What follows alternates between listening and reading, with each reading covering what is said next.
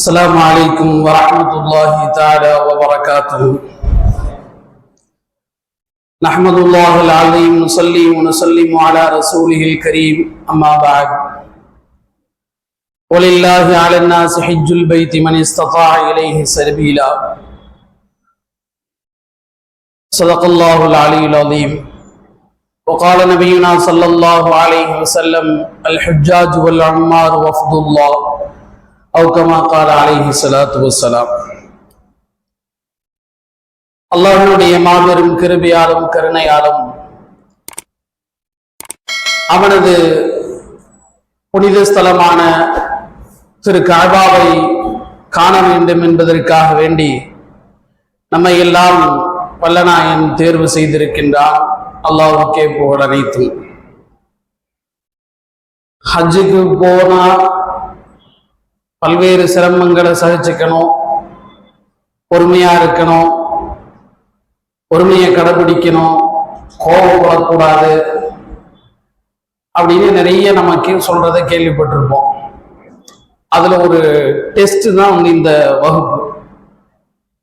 ஏன்னா இருக்கிற கொடுமையிலேயே பெரிய கொடுமை சாப்பிட்டதுக்கு பிறகு ஒரு செஷன் இருக்கிறது தான் ஒரு பெரிய ஒரு கொடுமை. இது அதுல உள்ள சிரமங்கள்ல ஒரு சாம்பிள் தான் இது.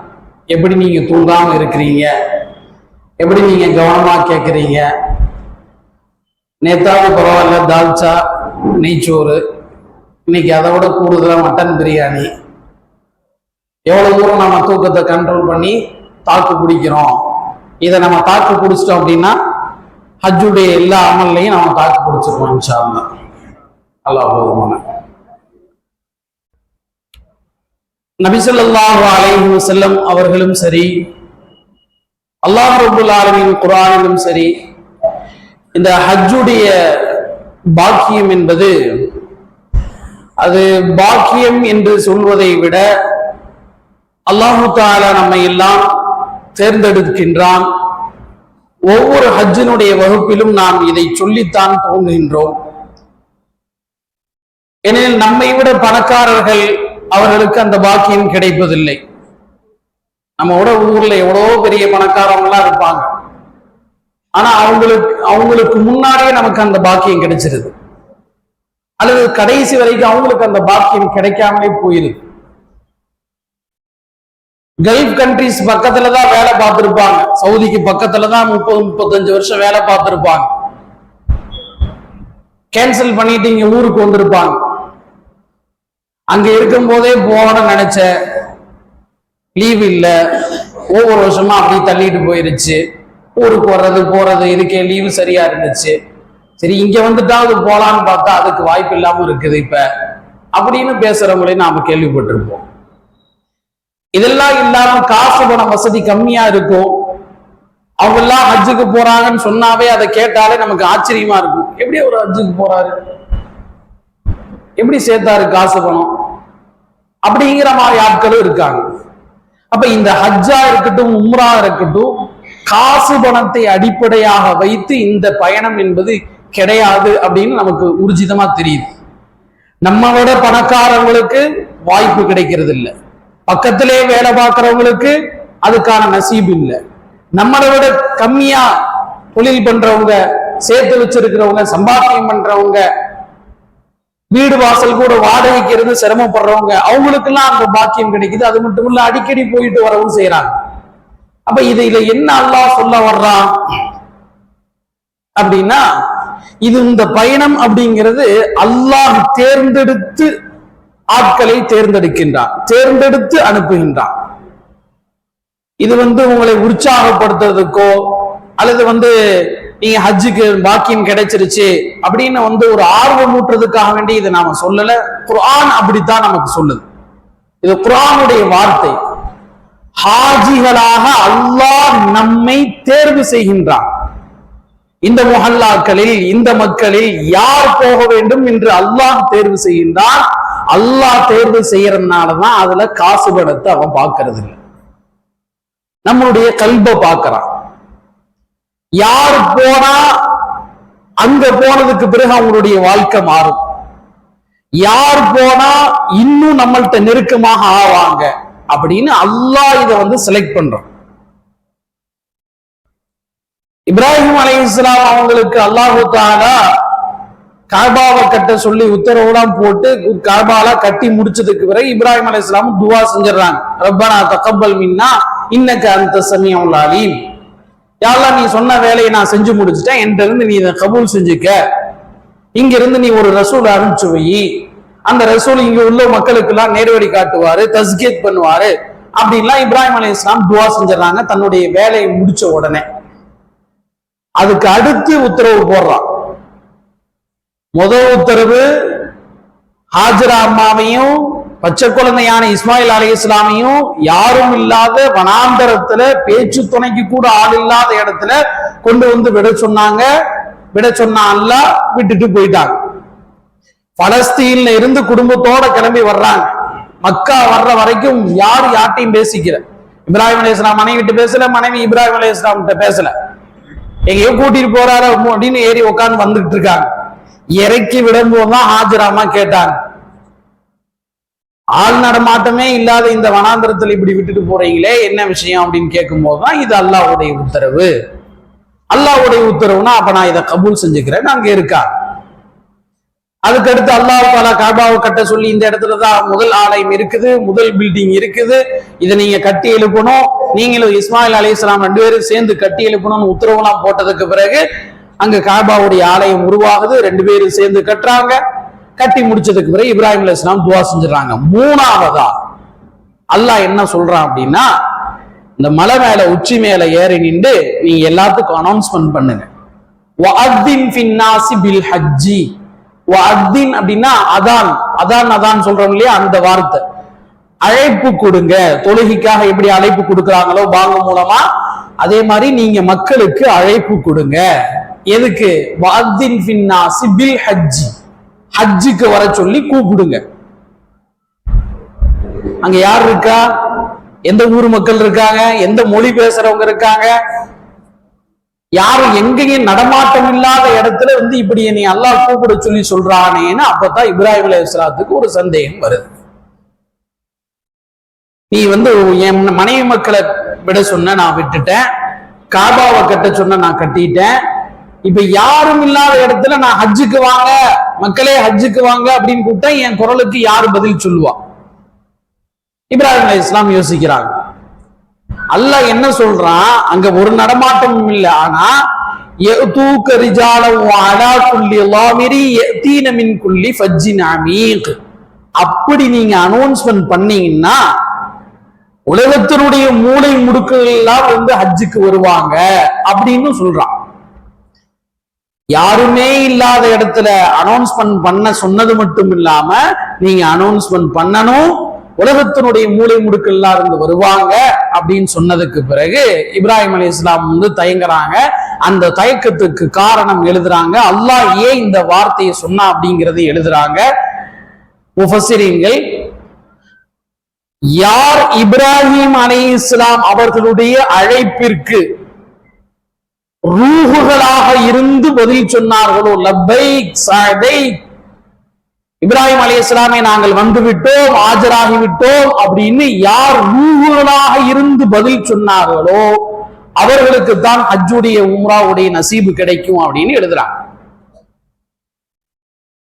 நாம 4 உலகத்தை கடந்து வந்திருக்கோம். இப்ப 2வது உலகத்துல இருக்கோம். ஒரு மனுஷன் சராசரியா 4 உலகத்தை அவனுடைய வாழ்க்கையில கிடப்பான். ஒண்ணு ஆலமே அருவா, அந்த இடத்துல ரூஹுகள் மட்டும்தான் இருக்கு. இப்ப நாம இருக்கிறது ஆலமே துன்யா. இந்த இடத்துல நாம இப்ப வாழ்ந்துகிட்டு இருக்கோம். பாஸ்ட்ல நாம எப்படி இருந்தோம் நமக்கு தெரியாது. அடுத்து நாம போறது ஆலமே பர்ஸக், கபருடைய வாழ்க்கை. அது எப்படி இருக்கும் அதுவும் நமக்கு தெரியாது. அதுக்கு அடுத்து லாஸ்ட் எண்ட் மஹ்ஷர், அது எப்படி இருக்கும் அது நமக்கு தெரியாது. பாஸ்ட்ல ஆலமே அருவா ரூஹுகளாக நாம இருந்திருக்கோம். அது எப்படி இருந்தோம் அல்லாஹ்வுக்கு தான் தெரியும். இப்ப நாம இருக்கிறது மட்டும்தான் நமக்கு தெரியும். இதை விட்டு நாம கடந்து போயிட்டோம் அப்படின்னா மேல துன்யால என்ன நடக்குதுன்னு நமக்கு தெரியாது. கபூர்ல இருக்கிறது இப்ப தெரியாது. கபரை விட்டு நாம மஹ்ஷருக்கு போயிட்டோம்னா கபூர் எப்படி இருக்கும் அப்படிங்கிறது தெரியாது. ஆக ஒன்னொன்னு கடக்கும் பொழுதும் அது எப்படி இருக்குது அப்படிங்கிறது நமக்கு தெரியாது, எப்படி இருந்தோம் அப்படிங்கிறது நமக்கு மறந்து போயிடும். அப்ப ரூஹுடைய உலகத்தில் ரூஹுகளாக இருந்த போது இப்ராஹிம் அலைஹிஸ்ஸலாம் அவர்களுடைய குரலுக்கு, கூப்பிட்ட குரலுக்கு யாரெல்லாம் லப்பைக் சடைக் அப்படின்னு பதில் சொன்னாங்களோ அவங்களுக்கு தான் இந்த நசீபு கிடைக்கும் அப்படின்னு எழுதுறாங்க. இது அல்லாஹ்வால் தேர்ந்தெடுக்கப்பட்ட பயணம் அப்படிங்கிறதுக்கு இந்த ஆயத்து ஒரு சாட்சி. எல்லாருக்கும் இந்த பாக்கியம் கிடைச்சிடாது. நாம போக போற இடம் சாதாரணமான இடம் இல்லை. மக்காவுக்கு போக போறோம், மதீனாவுக்கு போக போறோம். அங்க ஒரு தொழுகை, மக்கால தொழக்கூடிய ஒரு தொழுகைக்கு எத்தனை நன்மை கிடைக்கும்? லட்சம் நன்மை கிடைக்கும். அதனால என்ன பண்ணணும்? நம்ம ஊர்ல இங்க இருந்து போற மாதிரி லோகருக்கு நேரா செருப்பை கழட்டி போட்டு பரல தொழுதுட்டு சலாம் கொடுத்தோடனே அடுத்து பைக் எடுத்துட்டு அப்படி கிளம்புற மாதிரி கிளம்ப முடியாது, கிளம்பவும் கூடாது. ஒரு தொழுகைக்கு போனா அப்படின்னா முன் சுன்னத், ஃபரல், பின் சுன்னத், நஃபில் எல்லாத்தையும் தொழுதுட்டு வந்துடணும். ஒரு தொழுகையிலேயே 5 லட்சம் நன்மை நாம தாராளமா சம்பாதிக்கலாம். ஃபஜ்ர் தொழுகையில தாராளமா 4 லட்சம் நன்மையை சம்பாதிக்கலாம். இப்படி ஒரு நாளைக்கே நம்ம கோடிக்கணக்கான நன்மைகளை நம்மால சம்பாதிச்சு கொடுக்க முடியும், நாம சம்பாதிச்சுக்க முடியும். நமக்கு தரதுக்கு தான் மக்கமா நகரம் காத்திருக்கு.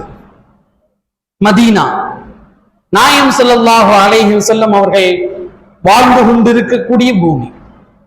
பெருமானார் ஸல்லல்லாஹு அலைஹி வஸல்லம் அவங்களுக்கு முன்னாடி சஹாபாக்களுக்கு எப்படி பேசணும்னு அல்லாஹ் உத்தரவிட்டு இருக்கானோ, இப்ப நாம சொல்லக்கூடிய இங்க சொல்லக்கூடிய ஸலவாத்துக்கும் நாயகம் ஸல்லல்லாஹு அலைஹி வஸல்லம் பதில் சொல்லிக்கிட்டு தான் இருக்காங்க. பெருமானாருடைய ஸலவா அவர்கள் மேல் சொல்லப்படக்கூடிய ஸலவாத்தை எடுத்துட்டு போய் அவங்கள்ட்ட கொண்டு போய் சேர்க்கிறதுக்குன்னே தனி படை இருக்கு, மலக்குமார்களுடைய படை. இன்னார் மகன் இன்னார் ஸலவாத் சொல்லிருந்தாங்க உங்க மேல யாரு சொல்லலாம், ரசூலுல்லாஹ் அதுக்கு பதில் சொல்றாங்க. நாயகத்தை உயிரோடு இருக்கும் பொழுது சஹாபாக்கள் எவ்வளவு மரியாதையோட அவங்களுக்கு சலாம் சொல்லி அவங்க சமூகத்துக்கு முன்னாடி அமர்ந்து அவங்களுடைய விஷயத்தெல்லாம் கேட்டாங்களோ அதே கண்ணியத்தோட தான் நாம பெருமானாருக்கு சலாம் சொல்லும் பொழுது அஸ்ஸலாத்து வஸ்ஸலாமு அலைக்கி யா ரசூலல்லாஹ் அப்படின்னு அதே மரியாதையோட தான் நாம சொல்லணும்.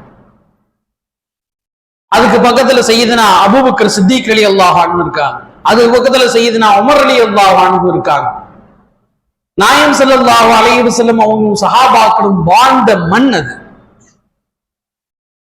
சாதாரணமான இடத்துக்கு நாம போறோம் அப்படிங்கிறத அதை நாம தூக்கி எறிஞ்சிட்டு நாம எவ்வளவு பெரிய இடத்துக்கு போறோம் அப்படிங்கிற அந்த அந்தஸ்தை நாம முதல்ல உணரணும். உலகத்திலேயே சொர்க்கத்தை பார்க்கணும்னா மதீனால போய் பார்க்கலாம். மாபைன பைத்தி வல் மிம்பரி ரௌலத்தும் மிர் ரியாதில் ஜன்னா.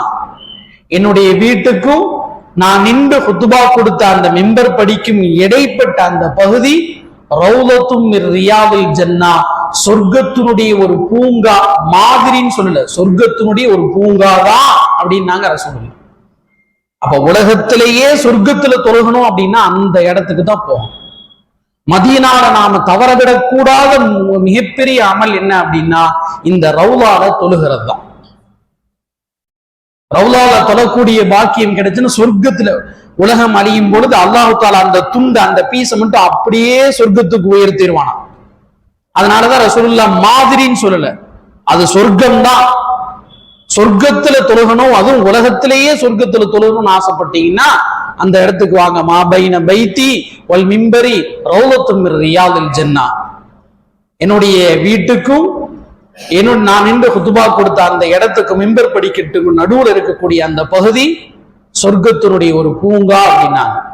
அங்க போய் எத்தனை ரக்கா தொழுக முடியுமோ, வாய்ப்பு கிடைக்குமோ அத்தனை ரக்கா தொழுது நாம துவா செஞ்சுக்கணும்.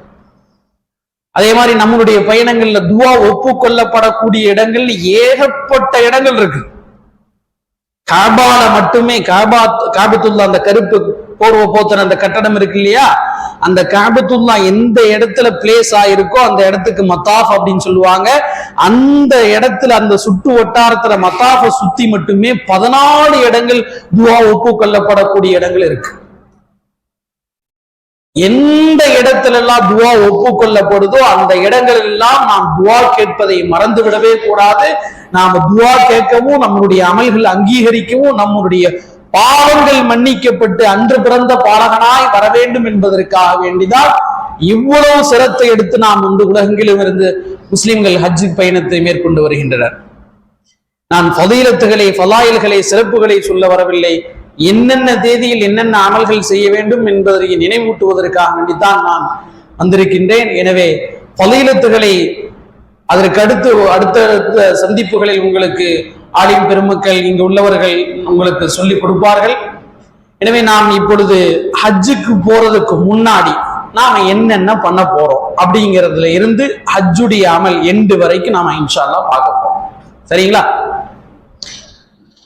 ஹஜ்ஜில ஒவ்வொரு பிரத்யேகமான இடங்களுக்கும் சரி, தவாஃப்ல உள்ள ஒவ்வொரு சுத்துக்கும் சரி, பிரத்யேகமாக சுன்னத்தான சில துவாக்கள் இருக்கு.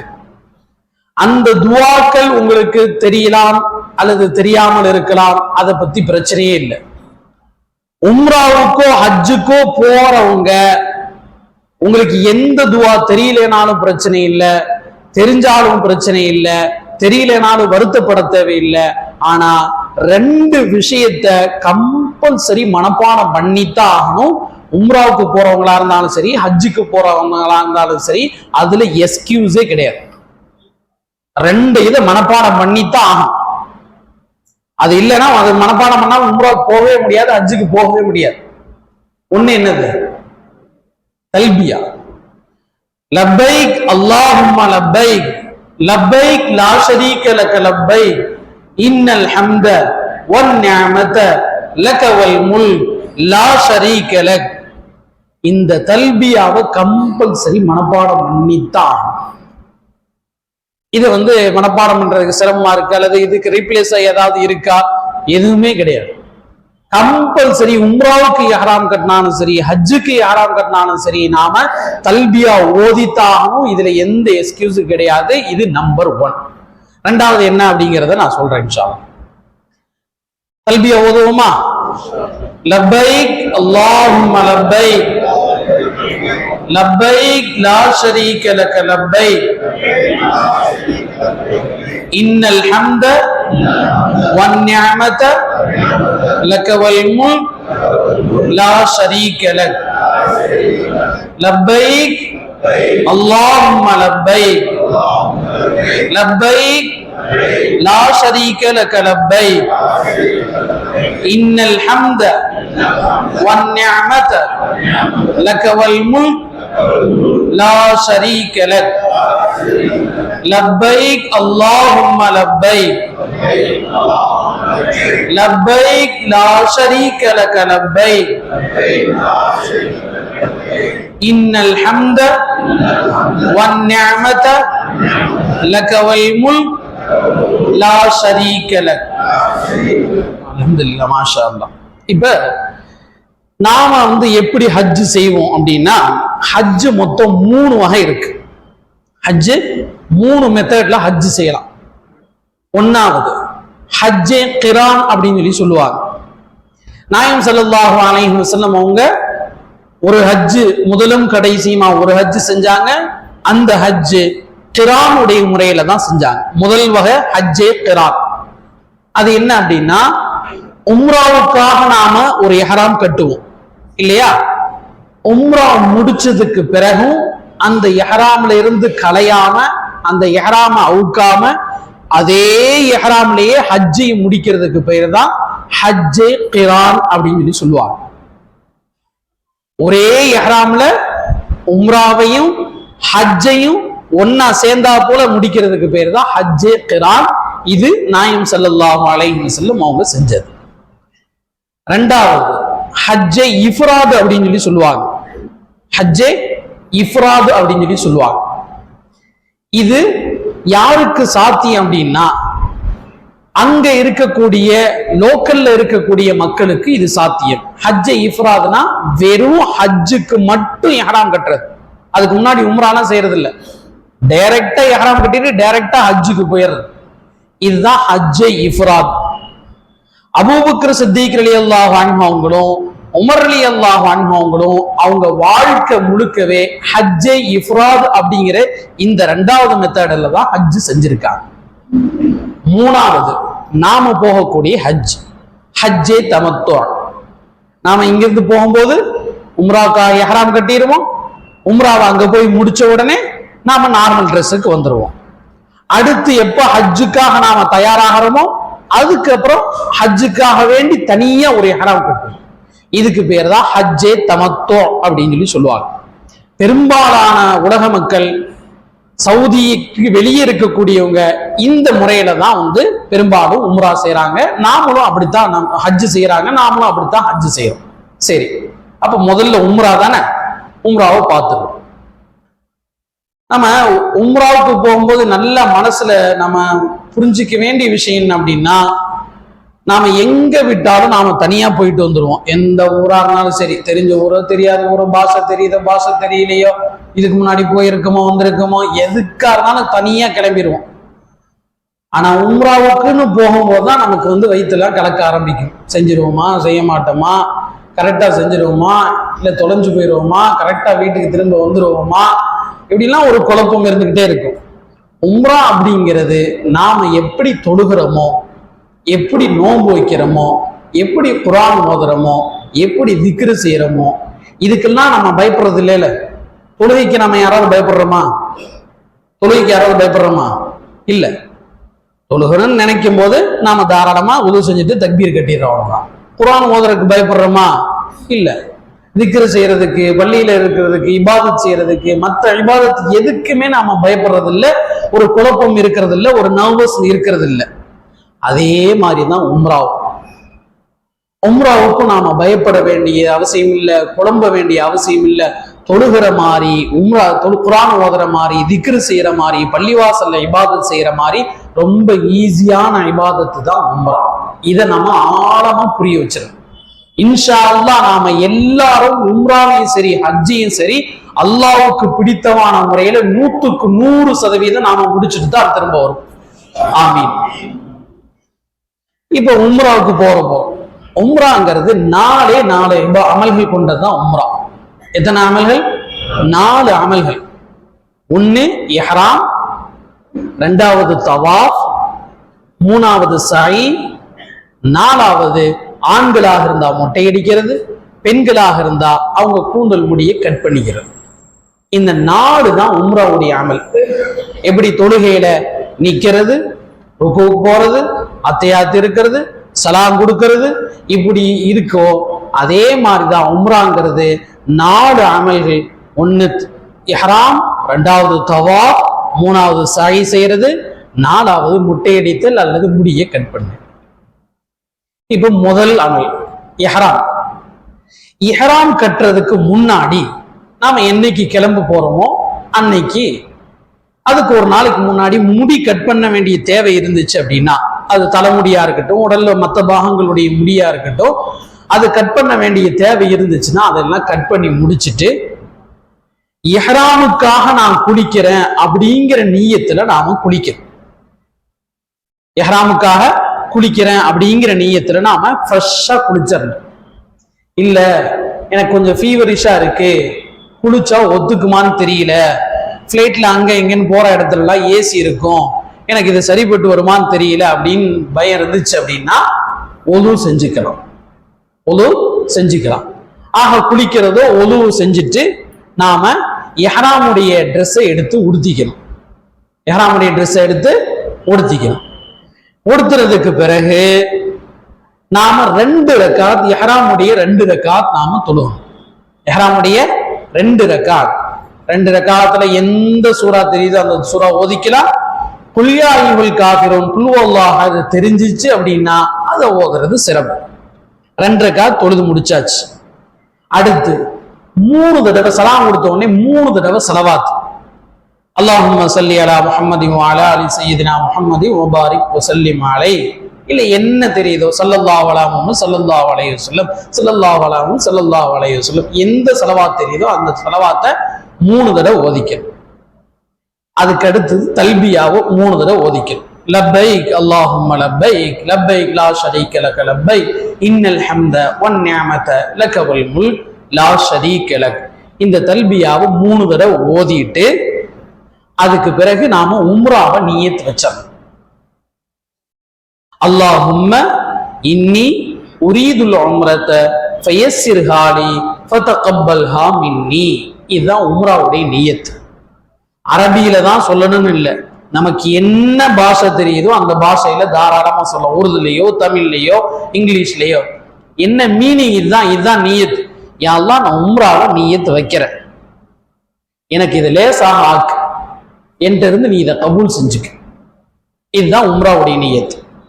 இது உங்களுக்கு அரபியில தெரிஞ்ச அரபியில வைக்கலாம், தமிழ்ல தெரிஞ்சா தமிழ், உருதுல தெரிஞ்சா உருதுல, இங்கிலீஷ்ல தெரிஞ்சா இங்கிலீஷ். யாரெல்லாம் நான் உம்ராவை நியத்து வைக்கிறேன், எனக்கு லேசாக ஆக்கு, என்கிட்ட இருந்து நீ இதை கபூல் செஞ்சுக்க. நீயத்து வச்சாச்சு.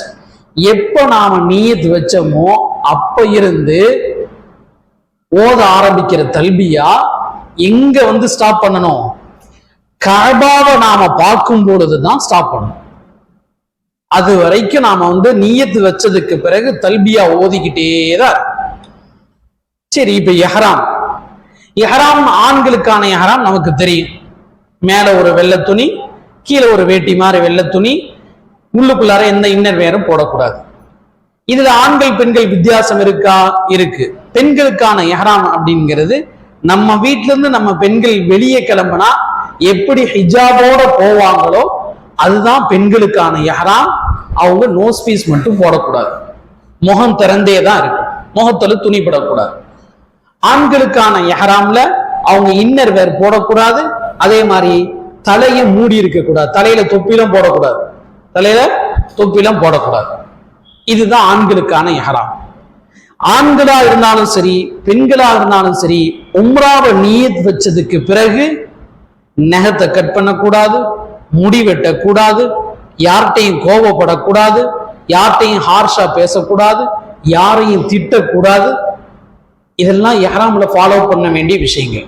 கணவன் மனைவி சார்ந்த விஷயங்களை பேசக்கூடாது. அதே மாதிரி ஆண்கள் தலையை மூடக்கூடாது, பெண்கள் முகத்தை மூடக்கூடாது. ஆண்கள் மேல் பாதம் மூடி இருக்கிற மாதிரி ஷூ மாதிரி உள்ள அந்த கவரா இருக்கக்கூடிய மேல் பாதத்தை கவர் பண்ற ஆண்கள் மட்டும் அந்த மாதிரி உள்ள செருப்புகளை போடக்கூடாது, ஷூஸ் போடக்கூடாது. பேரகான் மாதிரி உள்ள செப்பலை மட்டும்தான் எஹ்ராம்ல இருக்கும் போது போடணும். பெண்களுக்கு பிரச்சனை இல்லை, அவங்க சாக்ஸ் போட்டு கூட மேல ஷூ கூட தாராளமா போட்டுக்கலாம். ஆண்களை பொறுத்த வரைக்கும் மேல் பாதமும் தலையும் திறந்துதான் இருக்கும். அத்தர் பூசக்கூடாது, எஹ்ராமுடைய ட்ரெஸ்ல அத்தர் பூசக்கூடாது. வேற ஸ்ப்ரே வேற எந்த ஃப்ராக்ரன்ஸும் வந்து எஹ்ராமுடைய ட்ரெஸ்ல பூசக்கூடாது. உடம்புல வேணா நம்ம வந்து அத்தர் தேய்ச்சிக்கலாம். வேற எந்த விதமான தையல் சார்ந்த ட்ரெஸ்ஸுகள் எப்போதுமே போடக்கூடாது. எனக்கு கட்டி பழக்கம் இல்லை, அப்படி இன்னர் வேற இல்லாமலாம் போட மாட்டேன் அப்படி இப்படின்னா அப்படித்தான் போட்டாகணும், வேற வழி இல்லை, அப்படித்தான் போட்டாகணும். தெரியாம யாருக்கு தெரியாம இன்னர் வேற போடுறதோ இது பண்றதோ அதெல்லாம் வந்து கூடவே கூடாது. இப்படிதான் இதுதான் வந்து எஹ்ராமுடைய ட்ரெஸ். சரிங்களா? இப்ப எஹ்ராம் நியத் பண்ணதுக்கு பிறகு ஓத ஆரம்பிக்கிற தல்பியா கஅபாவை பார்க்கிற வரைக்கும் நாம ஓதிக்கிட்டே இருக்கணும். இடையில நாம டிராவல் பண்றோம், லக்கேஜ் எடுக்கிறோம், நாம ஃபிளைட்ல இருக்கிறோம், சாப்பிட்றோம், தூங்குறோம், இந்த மாதிரி இடங்கள்லாம் தல்பியா மிஸ் ஆகும், பிரச்சனை இல்லை. நாம ரூம்ல போய் செக்இன் ஆனதுக்கு பிறகு நாம எல்லாம் அங்க உள்ள தேவைகள்லாம் முடிச்சதுக்கு பிறகு சாப்பிட்டுட்டு ரெஃப்ரெஷ் ஆகி அங்கிருந்து நாம ரூம்ல இருந்து எப்ப நாம உம்ராவுக்குன்னு கஅபாவுக்கு போறோமோ, அந்த மஸ்ஜிதுக்கு போறோமோ, அப்ப நமக்கு எந்த வேலையும் கிடையாது. பாஸ்போர்ட்டை கேரி பண்ற வேலையோ, லக்கேஜ் தூக்குற வேலையோ, இல்ல யாருக்காவது வெயிட் பண்ற வேலையோ, இல்ல இமிகிரேஷன் அது இதுன்னு எந்த வேலையும் கிடையாது. நாம எப்படி வீட்டுல இருந்து பள்ளிக்கு கிளம்புறோமோ அதே மாதிரி ரூம்ல இருந்து பள்ளிக்கு போய் நாம உம்ராவை தான் செய்ய போறோம். இதுதான் நமக்கு வேலை. அப்ப இந்த டிராவல், டூரிங் டிராவல்ல உங்களுக்கு தல்பியா மிஸ் ஆயிருந்தாலும், தூங்குறதுனால, சாப்பிட்றதுனால, லக்கேஜை கேரி பண்றதுனால மிஸ் ஆனாலும், அங்க ரூம்ல இருந்து நீங்க உம்ராவுக்காக நீங்க கிளம்பும் போது வேற எந்த வேலையும் இல்லை, நான் ஸ்டாப்பா தல்பியா மட்டும்தான் ஓதும். நான் ஸ்டாப்பா தல்பியா மட்டும்தான் ஓதும். அங்க ஓத ஆரம்பிக்கிற தொடர் தல்பியா கஅபாவை பார்த்த உடனே கஅபா நாம வந்து ஸ்டாப் பண்ணிடும். இதுதான் வந்து எஹ்ராமுடைய உம்ராவுடைய முதல் அமலான எஹ்ராம்ல நாம ஃபாலோ பண்ண வேண்டிய விஷயங்கள். எஹ்ராம்ல ஃபாலோ பண்ண வேண்டிய விஷயங்கள். இப்ப நாம அடுத்து ரெண்டாவது அமல். முதல்ல உம்ரால எஹ்ராம், ரெண்டாவது தவாஃப். எப்படி நாம எஹ்ராம் கட்டும் போது உம்ராவை நியத் பண்ணமோ அதே மாதிரிதான் தவாஃப்லையும் யா அல்லாஹ் நான் உம்ராவுடைய தவாஃப் செய்ய போறேன், எனக்கு இதை லேசாக ஆக்கு என்கிட்ட இருந்து நீ கபூல் செஞ்சுக்க. அல்லாஹும்ம இன்னி உரீது தவாஃபல் உம்ரதி ஃபயஸ்ஸிர்ஹு லி ஃபதகப்பல்ஹு மின்னி அப்படிங்கிறது நியத். இந்த நியத் பண்ணி நாம தவாஃப ஸ்டார்ட் பண்ணணும். இப்ப காபா அப்படிங்கிறது இப்ப எல்லா காபாங்கிறது அது ஒரு கட்டடம். அந்த கட்டடத்துக்கு 4 மூலை இருக்கும். எந்த ஒரு ரூமா இருந்தாலும் சரி, கட்டடமா இருந்தாலும் சரி, ஒரு ஹாலா இருந்தாலும் சரி, அதுக்கு 4 கார்னர் இருக்கு இல்லையா? இப்ப இந்த ஹாலையும் 4 கார்னர் இருக்கு. இப்ப தவாஃப் எங்கிருந்து ஆரம்பிக்கிறது? தவாஃப்ங்கிறது ஹஜ்ருல் அஸ்வதுல இருந்து ஆரம்பிச்சு அப்படியே சுத்தி திரும்ப ஹஜ்ருல் அஸ்வதுல முடிச்சோம் அப்படின்னா இது ஒரு ரவுண்டு. இது மாதிரி 7 தடவை சுத்துறதுக்கு பெயர் தான் ஒரு தவாஃப். 7 தடவை சுத்துறதுக்கு பெயர் தான் ஒரு தவாஃப். அப்ப ஆரம்பிக்கிற பாயிண்ட்டும் ஹஜ்ருல் அஸ்வத், முடிக்கிற பாயிண்ட்டும் ஹஜ்ருல் அஸ்வத். ஹஜ்ருல் அஸ்வத் இந்த காரணம்ல இருந்து அப்படியே சுத்த ஆரம்பிச்சு திரும்ப ஹஜ்ருல் அஸ்வதுல முடிச்சோம் அப்படின்னா 1, அப்படியே 2, 3, 4, 5, 6, 7 தவாஃப் செய்யணும். 7 ரவுண்டு சுத்தணும். 7 ரவுண்டு கொண்டது ஒரு தவாஃப். 7 ரவுண்டு கொண்டது ஒரு தவாஃப். சரி, இப்ப காபா கிரவுண்ட் ஃப்ளோர்ல பிளேஸ் ஆயிருக்கும். எங்க பிளேஸ் ஆயிருக்கும்? கிரவுண்ட் ஃப்ளோர்ல பிளேஸ் ஆயிருக்கும். அதுக்கு பேர், அந்த இடத்துக்கு பேர், இப்ப காபா இந்த இடத்துல பிளேஸ் ஆயிருக்குன்னா இந்த ஏரியாவுக்கு பேர் மதாஃப் அப்படின்னு சொல்லி சொல்லுவாங்க. இப்ப நீங்க சேர் போட்டு உட்காந்துருக்க இடத்துக்கு பேர் மதாஃப் அப்படின்னு சொல்லி சொல்லுவாங்க. இப்ப இந்த பிளேஸுக்கு, கிரவுண்ட் ஃப்ளோருக்கு, மதாஃபுக்கு நாம எந்த டைரக்ஷன்ல இருந்து வேணாலும் வருவோம். இப்ப இந்த ஹாலே எடுத்துக்கோ, இங்கிட்ட ஒரு டோர் இருக்கு, அங்க ஒரு டோர் இருக்கு, இப்படி ஒரு டோர் இருக்கு. இது மாதிரி எல்லா டைரக்ஷன்ல இருந்தும் அங்க வருவோம். அப்ப எது ஹஜ்ருல் அஸ்வத் கார்னர்னு எப்படி கண்டுபிடிக்கிறது? எது ஹஜ்ருல் அஸ்வத் கார்னர்னு எப்படி கண்டுபிடிக்கிறது அப்படின்னா, எந்த கார்னர்ல ஹஜ்ருல் அஸ்வதோ அந்த கார்னருக்கு நேரா கிரீன் கலர் லைட் இருக்கும். கிரீன் கலர் லைட் இருக்கும். அப்ப நீங்க எந்த டைரக்ஷன்ல இப்படி வந்தாலும் சரி, இப்படி வந்தாலும் சரி, கீழே மத்தாஃபுக்கு வந்த உடனே என்ன பார்க்கணும்? எங்க கிரீன் கலர் லைட் எரியுதுன்னு பார்க்கணும். எங்க கிரீன் கலர் லைட் எரியுதுன்னு பார்க்கணும். அதுதான் starting point. So green colour லைட்ல இருந்து சுத்த ஆரம்பிச்சு கிரீன் கலர் லைட்ல வந்தா ஒரு ரவுண்டு, இப்படியே 7 தடவை நாம செஞ்சா அது ஒரு தவாஃப். ஓகேங்களா? அடுத்து இப்ப நியத் பண்ணியாச்சு. தொழுகைக்கு என்ன முக்கியம்? தொழுகைக்கு ஒது முக்கியம். அதே மாதிரிதான் தவாஃபுக்கும் ஒது முக்கியம். ஒது இல்லைன்னா தொழுகை இல்லை, ஒது இல்லைன்னா தவாஃபும் இல்லை. ஒதுவோட தான் தவாஃப் செய்யணும். ஹஜ்ருல் அஸ்வத் கார்னருக்கு நேரா நின்னுட்டு பிஸ்மில்லாஹி அல்லாஹு அக்பர் கையை தூக்கி முத்தம் கொடுத்துட்டு நாம தவாஃப் ஸ்டார்ட் பண்ணோம். தவாஃப்ல என்ன ஓதணும்? ஒவ்வொரு ரவுண்ட்லயும் அதுக்கும் சில துவாக்கள், குறிப்பிட்ட துவாக்கள் இருந்தாலும் அந்த துவாவெல்லாம் நாம மனப்பாடம் பண்ற எல்லாராலையும் மனப்பாடம் பண்றதுக்கு சிரமமா இருக்கும். அப்படிலாம் நாம மனப்பாடம் பண்ணித்தான் போகணும்னா இந்த வருஷம் மனப்பாடம் பண்ண ஆரம்பிச்சு அடுத்த வருஷம் நாம ஹஜ்ஜுக்கு போயிடுவோம். அடுத்த வருஷம் ஹஜ்ஜுக்கு போயிடுவோம். அதனால தவாஃப்ல நமக்கு என்ன தெரியுதோ தாராளமா ஓதலாம். என்ன தெரியுதோ தாராளமா குர்ஆன் ஓதலாம், துவா கேட்கலாம், திக்ர் செய்யலாம். என்ன உங்களுக்கு தெரியுதோ அது தாராளமா ஓதலாம். ஒருத்தர் புதுசா இஸ்லாத்துக்கு வந்திருக்காரு. அவருக்கு அல்லாஹ்ங்கிற மட்டும்தான் தெரியும். இஸ்லாத்துக்கு வந்த உடனே அவருக்கு உம்ராவுடைய ஹஜ்ஜுடைய பாக்கியம் கிடைச்சிருச்சு. இப்ப அவரு என்ன செய்வார்? அவருக்கு அல்லாஹ் மட்டும்தான் தெரியும். தாராளமா அல்லாஹ் அல்லாஹ் அல்லாஹ் அல்லாஹ் அல்லாஹ் அல்லான்னு சொல்லிக்கிட்டே போலாம். அல்லாஹ் கிருபையாளன். அல்லாஹ் அல்லாஹ் அல்லான்னு சொல்லிக்கிட்டே தவாஃப் செய்யலாம். உலமாக்கள் என்ன சஜஷன் பண்றாங்க அப்படின்னா, 3வது கலிமாவை தவாஃப்ல சஜஷன் பண்றாங்க. சுப்ஹானல்லாஹி வல்ஹம்துலில்லாஹி வலா இலாஹ இல்லல்லாஹு வல்லாஹு அக்பர் வலா ஹவுல வலா குவத்த இல்லா பில்லாஹில் அலியில் அலீம். இதுல எல்லா திக்ரும் வந்துருச்சா? சுப்ஹானல்லாஹ் வந்துருச்சு, அல்ஹம்துலில்லாஹ் வந்துருச்சு, லா இலாஹ இல்லல்லாஹ் வந்துருச்சு, அல்லாஹு அக்பர் வந்துருச்சு, வலா ஹவுல வலா குவத்த இல்லா பில்லாஹ் வந்துருச்சு, எல்லாம் வந்துருச்சு. அப்ப தவாஃப்ல 3வது கலிமா ஓதுனீங்கன்னா இதுல எல்லா திக்ரும் வந்துருது. அப்ப ஹஜ்ருல் அஸ்வத்ல இருந்து பிஸ்மில்லாஹி அல்லாஹ் அக்பர் சொல்லி 3வது கலிமா ஓதிக்கிட்டே நாம தவாஃபை ஸ்டார்ட் பண்ணி அப்படியே வர்றோம். இப்ப இதுல ஸ்டார்ட் பண்றதுக்கு முன்னாடி ஆண்கள் அவங்களுடைய இஹ்ராம நாம இப்படித்தான் போத்தி இருப்போம். இஹ்ராம இப்படிதான் மேல போத்தி இருக்கும். இப்ப என்ன பண்ணணும்னா முதல் 3 ரவுண்டுல நாம என்ன செய்யணும், அந்த இஹ்ராமுடைய ட்ரெஸ்ஸை கீழ் வழியா ரைட் ஷோல்டர் திறந்திருக்கிற மாதிரி கீழ் வழியா நாம வந்து ரைட் ஷோல்டர் திறந்திருக்கிற மாதிரி கீழ் வழியா இஹ்ராமுடைய துண்டை எடுத்து இப்படி போட்டுக்கணும். ரைட் ஷோல்டர் திறந்திருக்கணும். இது முதல் 3 ரவுண்ட்ல அப்படி இருந்தாலும் சரி, அல்லது ஃபுல்லாவே அப்படி தவாஃப் செஞ்சாலும் சரி. இதுக்கு பேர் இல்திபா அப்படின்னு சொல்லுவாங்க. ரைட் ஷோல்டர் திறந்திருக்கிற மாதிரி நாம தவாஃப் செய்யற அந்த மெத்தடுக்கு பேரு அரபியில இல்திபா அப்படின்னு சொல்லுவாங்க. அதே மாதிரி முதல் 3 ரவுண்டுல மட்டும் கொஞ்சம் நடக்கிறதும் இல்லாம ஓடுறதும் இல்லாம, வேகமாங்க ஓட முடியாது, அதே மாதிரி நடக்கிறது இல்லாம கொஞ்சம் அப்படி குலுங்கி குலுங்கி, அதுக்கு பேர் ரமல் அப்படின்னு சொல்லுவாங்க. அதுக்கு பேரு ரமல். இது ரெண்டையுமே ஆண்கள் மட்டும்தான் பண்ணணும். பெண்களுக்கு ஆஸ் யூஷுவல் வந்து அவங்களுக்கு இஹ்ராம் அந்த மாதிரி மெத்தட்ல கிடையாது. அந்த ரமல்ங்கிற முறையை வந்து ஆண்கள் மட்டும்தான் செய்யணும். முதல் 3 ரவுண்டுல மட்டும் அப்படி செஞ்சா போதும். கொஞ்சம் வேகமா நடக்கிறது அப்படின்னு வேணா சொல்லலாம். அதுக்கு அப்படி முதல் 3 ரவுண்ட்ல நாம நடக்க ஆரம்பிக்கணும். உதாரணத்துக்கு ஒருத்தர் 3வது களிமா ஓதிக்கிட்டே வர்றார். எத்தனை கார்னர் இருக்கும்? 4 கார்னர் இருக்கும் இல்லையா?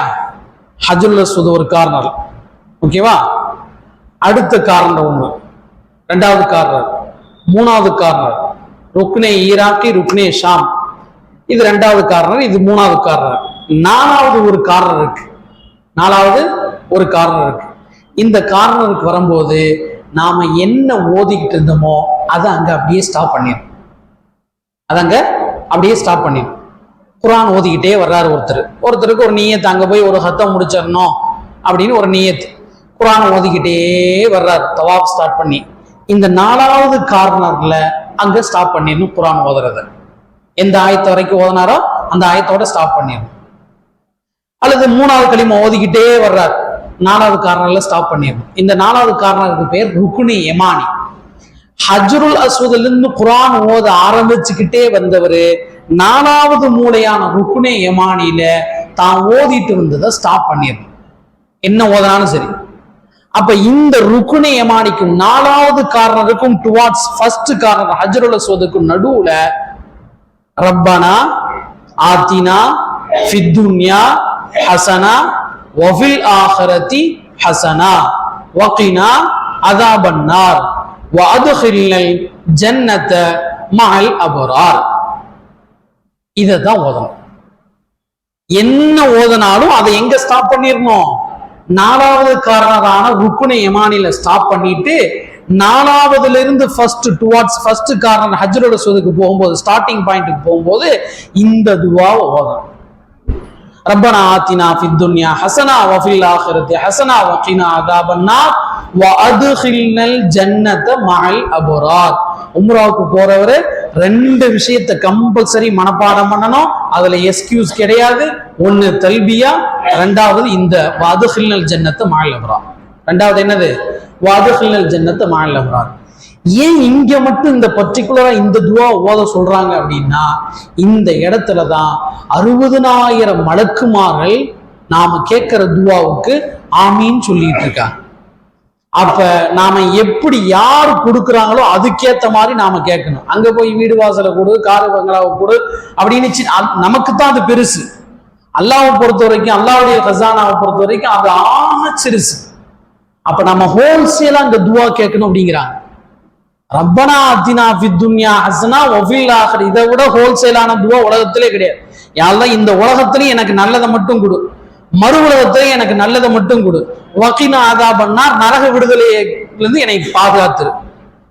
அதை விட போனஸா வஅத்கில்னல் ஜன்னத மஅல் அப்ரார், நல்லவங்களோட என்னை இருக்க வை, நல்லவங்களோட என்னை இருக்க வை. இந்த ஹோல்சேலான துஆவை நாம கேட்கும் போது, நாம கேட்கிற இந்த துஆவுக்கு 60,000 மலக்குமார்கள் ஆமீன் சொல்லிக்கிட்டே இருக்காங்க. 1-2 பேர் இல்ல, 60,000 மலக்குமார்கள் ஆமீன் சொல்லிக்கிட்டு இருக்காங்க. அதனால இந்த துஆவை வஅத்கில்னல் ஜன்னத மஅல் அப்ரார், முதல் சென்டென்ஸ் நமக்கு பெரும்பாலும் நமக்கு தெரியும்.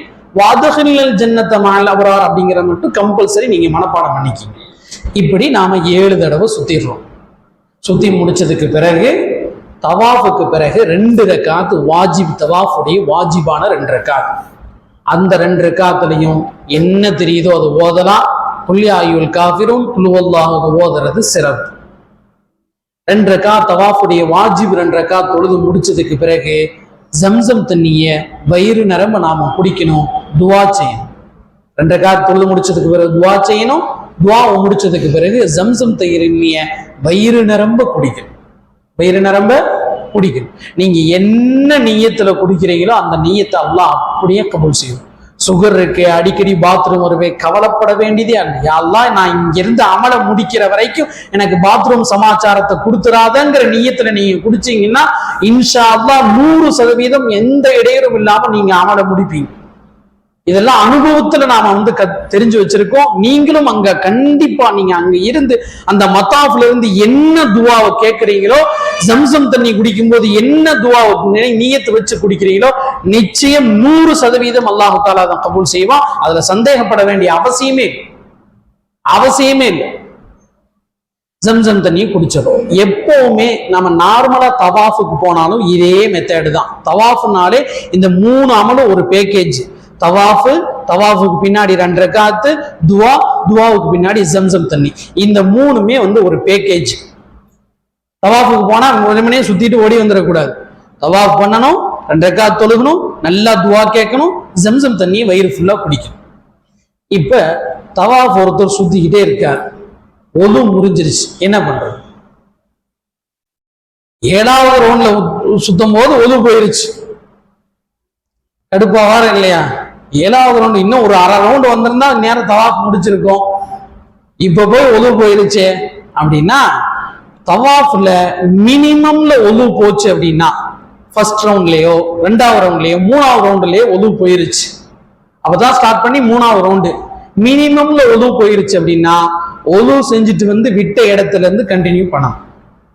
மேக்சிமம்ல 6வது 5, 6, 7ல ஒது போகுது அப்படின்னா ஒது செஞ்சுட்டு விட்ட இடத்துல இருந்து தாராளமா கண்டினியூ பண்ணிக்கலாம். இதுதான் தவாஃப்ல உள்ள ஒதுவுடைய சட்டம். இப்ப 2 அமல் முடிஞ்சு, இஹ்ராம் முடிஞ்சு, தவாஃப் முடிஞ்சு. அடுத்து சாய் செய்ய போறோம். சாயில நாம சஃபால இருந்து மருவா வரைக்கும் நடக்கிறதுக்கு பேரு தான் சாய் செய்யறது அப்படிம்பா. எப்படி இங்க 7 தடவை சுத்தனமோ அதே மாதிரி சஃபா டு மருவா 7 தடவை நடக்கிறதுக்கு பேர் தான் சாய் செய்யறது, தொங்கோட்டம் ஓடுறது அப்படின்லாம் சொல்லுவாங்க. சஃபா டு மருவா போகும்போது 1 ரவுண்டு, அகைன் மருவால இருந்து சஃபாவுக்கு வரும்போது 2. இப்படி சஃபால ஆரம்பிக்கிற சாய் எங்க போய் முடியும்? மருவால போய் முடியும். எங்க போய் முடியும்? மருவால போய் முடியும். இப்ப நம்ம சஃபா மலைக்கு வந்ததுக்கு பிறகு நாம அதே மாதிரி இங்கேயும் நியத், இஹ்ராம்ல நியத் பண்ண மாதிரி, தவாப் செய்யறதுக்கு முன்னாடி நியத் பண்ண மாதிரி, சாய் செய்யறதுக்கு முன்னாடியும் யா அல்லாஹ் நான் உம்ராவுடைய சாய் செய்ய போறேன், என்கிட்ட இருந்து எனக்கு இதை லேசாக ஆக்கிவை, என்கிட்ட இருந்து நீ இதை கபூல் செஞ்சுக்க, என்கிட்ட இருந்து இதை நீ கபூல் செஞ்சுக்க. இந்த நியத்தை வச்சுட்டு காபாவை பார்த்து இப்படி திரும்பி நின்று கையை தூக்கி நல்லா துவா கேட்கும். அங்க போய் இன்னும் காபா பார்த்து இப்படி முத்தம் கொடுக்கணும்னு அவசியம் இல்லை. தவாஃப்ல தான் முத்தம் கொடுக்கணும். அங்க நின்று நாம நல்லா கையை இப்படி நல்லா தூக்கி துவா செய்யும். நாயம் ஸல்லல்லாஹு அலைஹி வஸல்லம் 40 முதல் 50 ஆயத்துகள் ஓதுகின்ற அளவுக்கு துவா செய்வாங்க அப்படின்னு இருக்கு. அதனால அங்க நின்று நாம துவா செய்யணும். துவா செஞ்சுட்டு இன்ன ஸஃபா வல் மர்வத மின் ஷஆயிரில்லாஹ், இந்த ஆயத்து தெரிஞ்சா இந்த ஆயத்தை ஓதிக்க வேண்டியதான். இந்த ஆயத்து தெரிஞ்சா இந்த ஆயத்தை ஓதிக்க வேண்டியதான். நல்லா துவா செஞ்சு முடிச்சுட்டு பிஸ்மில்லான்னு நாம அப்படியே நடக்க ஆரம்பிக்கிறோம். சஃபால இருந்து அப்படியே மருவாவுக்கு போறோம், மருவால இருந்து அப்படியே நேரா சஃபாவுக்கு போறோம். ஓகேவா? இங்க ஆண்கள் பெண்கள் வித்தியாசம் இருக்கா அப்படின்னா இங்கேயும் இருக்கு. சஃபா டு மருவா போகும்போதும் சரி, மருவால இருந்து சஃபாவுக்கு வரும்போதும் சரி, அங்க குறிப்பிட்ட டிஸ்டன்ஸ்ல இந்த மாதிரி ஒரு கிரீன் கலர் லைட் இருக்கும். கிரீன் கலர் லைட் இருக்கும். அந்த கிரீன் கலர் லைட் இருக்கக்கூடிய ஏரியால ஆண்கள் மட்டும்தான் வேகமா ஓடணும். ஆண்கள் மட்டும்தான் வேகமா ஓடணும், நல்லா வேகமா ஓடணும். நமக்கு வரலாறு தெரியும். இதெல்லாம் ஏன் இந்த இடத்துல அல்லாஹ் ஓட சொல்றான் அப்படின்னா, பச்சை குழந்தை இஸ்மாயில் அலைஹிஸ்ஸலாம், யாருமே இல்லாத வனாந்தர காடு, பேச்சு துணைக்கு கூட ஆள் இல்லை, எந்த ஆகாரத்துக்கும் வழியே இல்லை. தாய் சாப்பிட்டா தானே பிள்ளைக்கு பால் கொடுக்க முடியும். தாயிட்டு வந்து பால் சுரக்கல, பயிற்ற பசியா இருக்கு, அதனால பால் குடிக்காதனால குழந்தை அழுகுது. குழந்தை அழ ஆரம்பிக்க எங்கேயாவது தண்ணியாவது இருக்காதா அப்படின்னு தேடி அலைஞ்ச இடம்தான் சஃபாவும் மருவாவும் 2 மலைப்பகுதிகள். தேடி ஓடுறாங்க. சஃபா மலை மேல ஏறி நின்று பாக்குறாங்க, ஆள் இல்லை, தண்ணி இல்லை, எதுவுமே இல்லை. இங்க திரும்ப சஃபால இருந்து ஓடி வந்து மருவாக்கு ஏறி பாக்குறாங்க, ஒண்ணுமே இல்லை. அப்புறம் ஏன் அந்த குறிப்பிட்ட இடத்துல மட்டும் பச்சை கலர் லைட்ல எல்லாம் ஓடணும் அப்படிங்கிறாங்கன்னா, மற்ற இடங்கள்லாம் இஸ்மாயில் அலைஹிஸ்ஸலாம் பச்சை குழந்தையா இருக்கும்போது குரல் மட்டும்தான் கேட்கும், அழுகிற சவுண்டு மட்டும்தான் கேட்டுச்சு. இந்த குறிப்பிட்ட இடத்துல வரும்போது இஸ்மாயில் அலைஹிஸ்ஸலாம் காபாவுக்கு பக்கத்துல கைய காலை தத்திக்கிட்டு உதைக்கிட்டு அழுகிறத அப்படியே கண்கூட பார்த்தாங்க. கண்கூட பார்க்கும்போது மகன் அழுகிறானே அப்படின்னு வேகம் எடுத்து ஓடன இடம்தான் அந்த பச்சை கலர் எரியிற பகுதி. அவங்களுக்கு மரியாதை செய்யற நிமித்தமாக நாம் அந்த இடத்துல வேகம் எடுத்து ஓடுறோம். இதுதான் காரணம்.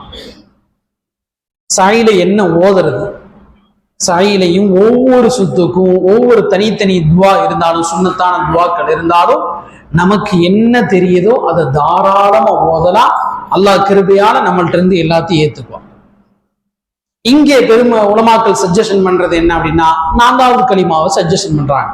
எப்படி தவாஃப்ல 3வது கலிமாவோ அதே மாதிரி சாயில 4வது கலிமாவை லா இலாஹ இல்லல்லாஹு வஹ்தஹு லா ஷரீக லஹு லஹுல் முல்கு வ லஹுல் ஹம்து யுஹ்யி வ யுமீது பியதிஹில் கைர் வ ஹுவ அலா குல்லி ஷைஇன் கதீர். 4வது கலிமாவை ஓதிக்கிட்டே அந்த பச்சை விளக்கு எரியக்கூடிய அந்த ஏரியால வேகம் எடுத்து ஓடி நாம சாயை கம்ப்ளீட் பண்ணிக்கலாம்.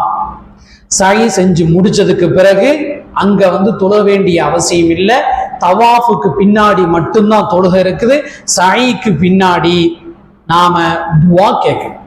சாய் ஆரம்பிக்கிறதுக்கு முன்னாடி எப்படி துவா கேட்டோமோ அதே மாதிரி சாயை முடிச்சதுக்கு பிறகு கொஞ்ச நேரம் எடுத்து நாம துவா கேட்கணும். சரி, இங்க உது போயிருச்சு, தவாஃப்ல தப்பிச்சிட்டோம். இங்க வந்து உது போயிருச்சு, என்ன பண்றது அப்படின்னா, சாய்க்கு பெரும்பாலானவங்கள்ட்ட ஒது இருக்குன்னு அவசியம் இல்லை. நாம ஒது முடிஞ்சாலும் தாராளமா கண்டினியூ பண்ணிக்கலாம். அதே மாதிரி இடையில தொழுகை குறுக்கிட்டாலும் கூட எந்த இடத்துல நாம சஃப்ல நின்றோமோ அந்த இடத்துல இருந்து அப்படியே நம்ம ஸ்டார்ட் பண்ணி சாயை தாராளமா கண்டினியூ பண்ணிக்கலாம். நீங்க சாயை செஞ்சுக்கிட்டு இருக்கும் போது திடீர்னு லோருக்கு பாங் சொல்லிட்டாங்க அப்படின்னா, ஹஜ்ஜுடைய சீசன்ல பாங் சொன்ன அடுத்த செகண்ட் ஒரு 2 நிமிஷத்துலேயே தொழுகை நடக்கும். இப்ப எப்படி நம்ம மகரிப் தொழுகிறோமோ அதே மாதிரிதான் அங்க எல்லா வக்தும் அப்படித்தான் நடக்கும். ஒரு 2-3 நிமிஷம் கழிச்சு தொழுகையை ஸ்டார்ட் பண்ணிடுவாங்க. அப்ப நீங்க சாய் 3வது ரவுண்டு வந்துகிட்டே இருக்கீங்க, மருவா ரீச் பண்ணி மருவால இருந்து சஃபாவுக்கு வர்ற வழியில பாதி வழியில லொஹருக்கு காமத் சொல்லிட்டாங்கன்னா அங்கேயே நின்று லொஹர் தொழுக வேண்டியது. லொஹருக்கு சலாம் குடிச்ச உடனே திரும்ப அப்படியே சாயை கண்டினியூ பண்ண வேண்டியதுதான். ஒது முறிஞ்சாலும் அப்படித்தான். எந்த இடத்துல ஒது முறியுதோ அந்த இடத்துல வந்து திரும்ப வந்து ஒது செய்ய முடிய சான்ஸ் கிடைச்சா செய்ய வேண்டியது, இல்லைன்னா கூட பிரச்சனை இல்லை, அப்படியே தாராளமா சாயை கண்டினியூ பண்ணி முடிச்சிட வேண்டியதான். இது உம்ராவுடைய 3வது அமல். உம்ராவுடைய 3வது அமல். அடுத்து கடைசியா மொட்டை அடிக்கிறது. ரூமுக்கு வந்து லேடிஸா இருந்தா அவங்க ரூமுக்கு போயிடுவாங்க, ஜென்ஸா இருந்தா சலூன் கடைக்கு போய் அவங்க வந்து முழுசா மொட்டை அடிச்சுக்க வேண்டியது. லேடிஸ் அவங்க ரூமுக்கு போய் ஒருத்தர் மாத்தி ஒருத்தர் ஹெல்ப்பா அவங்க வந்து முடிய களிமா விரல் சைஸ் அளவு கட் பண்ணி முடிச்சிட்டாங்க அப்படின்னா உம்ரா முடிச்சு. அதுக்கப்புறம் குளிச்சு ரெஃப்ரெஷ் ஆகி நம்ம நார்மலா என்ன ட்ரெஸ், சட்டை கையிலே பேண்ட் செட்டு, கோட்டு சுட்டு என்ன ட்ரெஸ் நாம எடுத்துட்டு போறோமோ அந்த ட்ரெஸ்ஸை நாம போட்டுக்க வேண்டியதுதான். இதுதான் உம்ரா. இனி அடுத்து ஹஜ்ஜுக்காக வேண்டி நம்ம வந்து அப்படியே போய் நார்மலா இருப்போம். ஹஜ்ஜுடைய நாள் வரும்பொழுது இப்ப ஹஜ்ஜுக்காக வேண்டி நாம ரெடி ஆகும். ஹஜ்ஜுக்காக வேண்டி தயாராகலாமா? இன்ஷா அல்லாஹ். மாஷா அல்லாஹ், எல்லாம் சுறுசுறுப்பா தான் இருக்கீங்க. அல்லாஹ் கபூல் செய்யும். டீ வந்துட்டு இருக்கு. இன்ஷா அல்லாஹ். ஓகேங்களா? இப்ப ஹஜ் ஸ்டார்ட் பண்ணிடலாமா? இன்ஷா அல்லாஹ். இப்ப உம்ரா முடிஞ்சு ஹஜ் அப்படின்னா ஹஜ்ஜுடைய நாட்கள் அப்படிங்கிறது துல்ஹஜ் பிறை 8, துல்ஹஜ் பிறை 9, துல்ஹஜ் பிறை 10, துல்ஹஜ் பிறை 11, துல்ஹஜ் பிறை 12. இந்த 5 நாள் பிளஸ் துல்ஹஜ் பிறை 13 சேர்த்துக்கலாம். 5 அல்லது 6 நாள், மேக்சிமம் 5 நாள் தான். அதாவது ரொம்ப ஈஸியா புரிஞ்சுக்கிறதா இருந்தா பக்ரீத்துக்கு முன்னாடி 2 நாள், பக்ரீத்துக்கு முன்னாடி 2 நாள், பக்ரீத்துக்கு பின்னாடி 2 நாள், பக்ரீத் 1 நாள், பக்ரீத் 1 நாள். இந்த 5 நாள் தான் ஹஜ்ஜுடைய நாட்கள். இந்த 5 நாள் தான் ஹஜ்ஜுடைய நாட்கள். இப்ப துல்ஹஜ் பிறை 8க்கு நாம மினால இருக்கணும். துல்ஹஜ் பிறை 8க்கு நாம மினால இருக்கணும். ஒண்ணு கூட்டத்தை சமாளிக்கிறதுக்கு 7ஆம் தேதி நைட்டே நாம கிளம்பலாம், அல்லது 7ஆம் தேதி விடிகாலம் கிளம்பலாம். ஆக மொத்தம் எப்படி கிளம்புறதா இருந்தாலும் ஊர்ல இருந்து உம்ராவுக்கு போறதுக்கு முன்னாடி நாம எப்படி ரெடி ஆனோமோ அதே மாதிரி ஹஜ்ஜுக்காக வேண்டி முடி வெட்டுறதா இருந்தா முடி வெட்டிக்கணும், குளிச்சுக்கணும். குளிச்சா ஏதாவது உடம்புக்கு சேர முடியாது அப்படின்னா நாம ஒது செஞ்சுக்கணும். ஹஜ்ஜுடைய நியத்துல குளிக்கணும். ஹஜ்ஜுக்காக வேண்டி இஹ்ராம் கட்டுறேன்னு இஹ்ராம நாம கட்டிட்டு 2 ரக்காத் இஹ்ராமுடைய 2 ரக்காத் தொழுதுக்கணும். என்ன சூறா வேணாலும் ஓதலாம். குல்யாயுல் காபிரும் குலு அல்லாஹ் ஓதுறது சிறப்பு. ஓதி தொழுது முடிச்சோடனே என்ன செய்யணும்? உம்ரால என்ன செஞ்சோம்? தொழுது முடிச்சோடனே 3 தடவை ஸலவாத் சொல்லணும்.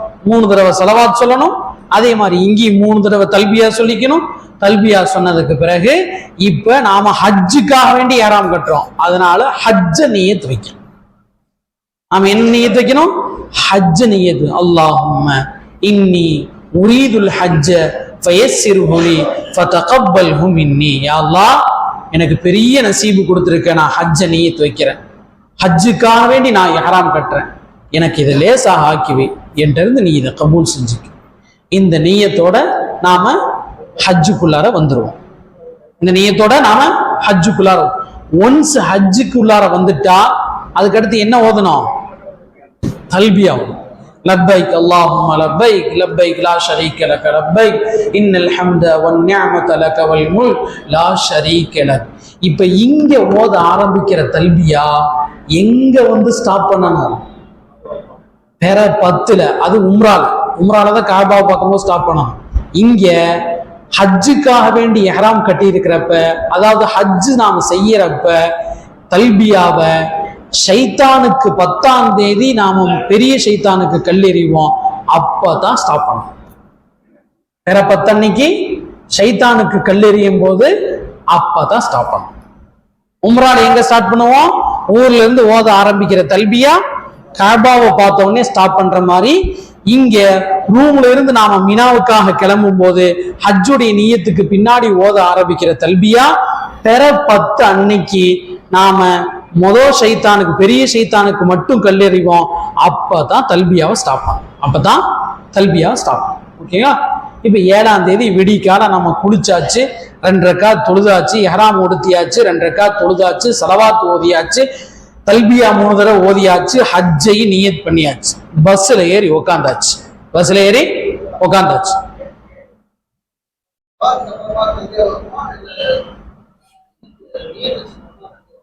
ஸலவாத் ஓதிட்டு தல்பியா ஓதிட்டு அப்புறம் நியத். ஓகேங்களா? அப்ப பஸ்ல ஏறி உக்காந்தாச்சு. மினாவுக்கு நாம போக போறோம். பிற 8 நாம 6 வக்தும் மினால தான் தொழுக போறோம். பிற 8 6 வக்துமே மினால தான் தொழுக போறோம்.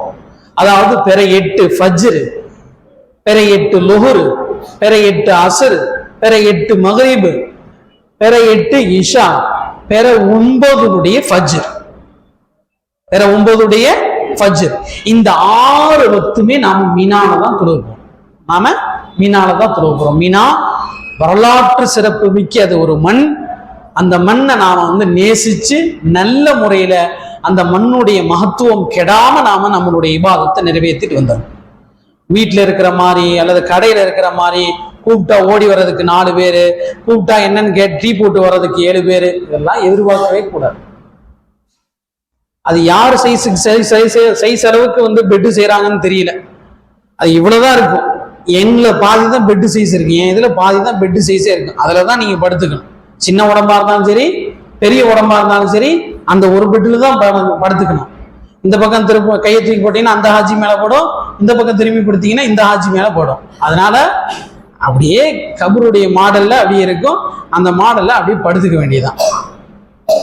இங்க இருக்கும் போது ஃபேன் காத்து, ஏசி காத்து எல்லாம் உங்களுக்கு இருக்கும். அங்க போனவொடனே சிரமங்களை தாங்கித்தான். இந்த கூட சகிக்கல அப்படின்னா அப்புறம் எப்படி அல்லாஹ் நம்மளுடைய அன்று பிறந்த பாலகனாய் நம்மை வீடு திருப்ப வைப்பான். அதனால இதெல்லாம் சகிச்சுக்கணும். சரி, அங்க பிற 8 அன்னைக்கு 5 வக்து, பிற 9 அன்னைக்கு ஃபஜ்ர், அது தொழுதரணும்.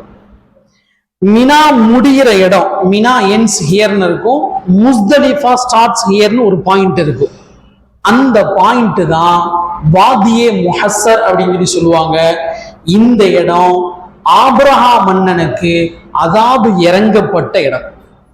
ஆபிரஹா மன்னனுக்கு அதாபு இறக்கப்பட்ட இடம். இந்த இடத்தை கடக்கும் போது நாயம் ஸல்லல்லாஹு அலைஹி வஸல்லம் வேகமா கிராஸ் பண்ணி போயிருக்காங்க. ஏன் ரசூலுல்லாஹ் வேகமா கிராஸ் பண்ணி போறீங்கன்னு கேட்டதுக்கு இந்த பதில் தான் சொன்னாங்க. இந்த இடத்துல தான் அல்லாஹ் ஆபிரஹாம் அண்ணனுக்கு அலம் தர கைஃப ஃபஅல ரப்புக பி அஸ்ஹாபில் ஃபீல் அலம் யஜ்அல் கைதஹும், அந்த சூராவுடைய வரலாறுக்குள்ளே யானைப்படையை வச்சு அல்லாஹ் தடுத்தானா இல்லையா, அந்த வரலாறு நிகழ்ந்த இடம் தான் அந்த இடம். ஓகேங்களா? இப்போ மினால மஸ்ஜிதே ஹைஃப்னு ஒரு பள்ளிவாசல் இருக்கு. மஸ்ஜிதே ஹைஃப்னு ஒரு பள்ளிவாசல் இருக்குது. ஏராளமான நபிமார்கள் தொழுத பள்ளி. ரசூலுல்லாஹி ஸல்லல்லாஹு அலைஹி வஸல்லம் அவங்க உம்ரா ஹஜ்ஜுக்கு போயிருந்தப்ப அதுக்கு பக்கத்துல தான் அவங்க கூடாரம் அடிச்சு தங்கியிருந்தாங்க. அதுக்கு பக்கத்துல நம்ம டென்ட் இருந்தா அந்த பள்ளிக்கு போய் தொழுகணும். அல்லது காணா போகாம திரும்ப நம்ம டென்ட்டுக்கு அட்ரஸ் கண்டுபிடிச்சு வந்துருவோம்னு நமக்கு நம்பிக்கை இருந்தா அந்த பள்ளிவாசலை தேடி கண்டுபிடிச்சு ஏதோ ஒரு 2 ரக்காத் நாம தொழுதுட்டு வந்தோம். இல்ல போனா நமக்கு நம்ம மேல நம்பிக்கை இல்லை, அது போனா திரும்ப வருவோனா அல்லது எப்படின்னு தெரியலையே அப்படின்னு சந்தேகம் இருந்துச்சுன்னா அல்லாஹ் ரசூலும் அப்படியே நம்ம டென்ட்ல உட்காந்துக்க வேண்டியதான். அந்த பள்ளிவாசலுக்கு பக்கத்துல டென்ட் இருந்துச்சுன்னா மஸ்ஜிதே ஹைஃப், ஏராளமான நபிமார்கள் தொழுத பள்ளி. நாயம் ஸல்லல்லாஹு அலைஹி வஸல்லம் அந்த 5 வக்தும் அங்கதான் தொழுதிருக்காங்க. அந்த பள்ளிக்கு முடிஞ்சா போங்க, இல்ல சந்தர்ப்பம் கிடைக்கல அப்படின்னா பிரச்சனை இல்லை. சந்தர்ப்பம் கிடைச்சா ஏதாவது ஒரு வக்து தொழுது, ஏதாவது ஒரு நஃபிலான தொழுகையோ சுன்னத்தான தொழுகையோ தொழுதுட்டு வந்துருங்க இன்ஷா அல்லாஹ். அடுத்து நாம பெற 9 நாம எங்க இருப்போம்? பெற 9க்கு மினால ஃபஜ்ர் தொழுதுக்கு பிறகு அங்கிருந்து கிளம்பி நேரா அடுத்து அரஃபாவுக்கு வந்துருவோம். அரஃபாவுக்கு வந்ததுக்கு பிறகு அரஃபால நமக்கு பிரதானமான அமல் என்ன அப்படின்னா துவா தான். உட்காந்துட்டு கேட்கணும், நின்றுட்டு கேட்கணும், குடும்பத்தோட கேட்கணும், தனியா போய் கேட்கணும், மரத்துக்கடியில நின்று கேட்கணும், மலைக்கு மேல ஏறி நின்று கேட்கணும், கல்லுல மேல ஏறி நின்று கேட்கணும். துவா மட்டும்தான் பிரதானமான அமல். அதுக்கு தோதுவாகவே ஹஜ்ஜுடைய இபாதத்தை நமக்கு நாயம் ஸல்லல்லாஹு அலைஹி வஸல்லம் செஞ்சு காட்டியிருக்காங்க. என்ன அப்படின்னா லுஹுருடைய நேரம் வந்ததுக்கு பிறகு மினால இருந்து நாம எந்த செய்யலாம், ஃபஜ்ர் தொழுதுட்டு கிளம்பி அரஃபாக்கு வந்தாச்சு. அரஃபால பெற 9 அன்னைக்கு லுஹுருடைய வக்து வந்ததுக்கு பிறகு ஒரு பாங்கு 2 இகாமத், ஒரு பாங்கு சொல்லி முதல் இகாமத் சொல்லி லுஹுர் தொழுதரணும். அதே நேரத்திலேயே அசர லுஹுர்லயே அதே நேரத்திலேயே நாம ஜமாத்தா இன்னொரு காமத் சொல்லி அசரையும் தொழுது முடிச்சிடணும். இப்ப லுஹுரும் அசரும் கிட்டத்தட்ட 1 மணிக்குள்ளார முடிஞ்சு போச்சு அப்படின்னா மகரீபு வரைக்கும் நமக்கு துவா கேட்கறது மட்டும்தான் வேலை. மகரீப் வரைக்கும் எதை கேட்கறதா வேலை? துவா கேட்கறது மட்டும்தான் வேலை. நமக்காக கேட்கணும், குடும்பத்துக்காக கேட்கணும், நம்ம சமுதாயத்துக்காக கேட்கணும், உலக மக்களுக்காக கேட்கணும், பலஸ்தீனுக்காக கேட்கணும். ஏன் பலஸ்தீனை விட இப்ப மோசமா இப்ப நம்ம தான் இருக்கோம். அதனால நமக்காக வேண்டி கேட்கணும், நாட்டினுடைய அரசியல் சூழலுக்காக நாம கேட்கணும். இப்படி நாம எல்லாத்துக்காகவும் கேட்கணும். அதே மாதிரி தனியா நின்று கேட்கணும், கூட்டா நின்று கேட்கணும், மனைவி மக்களோட நின்று கேட்கணும், மனைவியோட இருந்து கேட்கணும், குழந்தையோட இருந்து கேட்கணும்.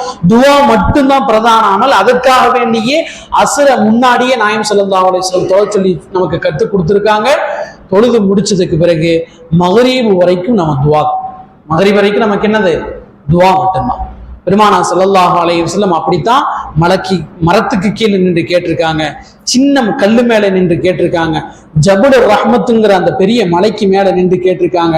அங்க நின்றுதான் லட்சம் சஹாபாக்களுக்கு தங்களுடைய கடைசி உரையை நிகழ்த்தியிருக்காங்க. சுஃபியான் சௌரி அவங்கள்ட்ட ஒருத்தர் கேட்டாராம், உலகத்திலேயே யாரு துர்பாக்கியசாலின்னு நீங்க நினைக்கிறீங்க?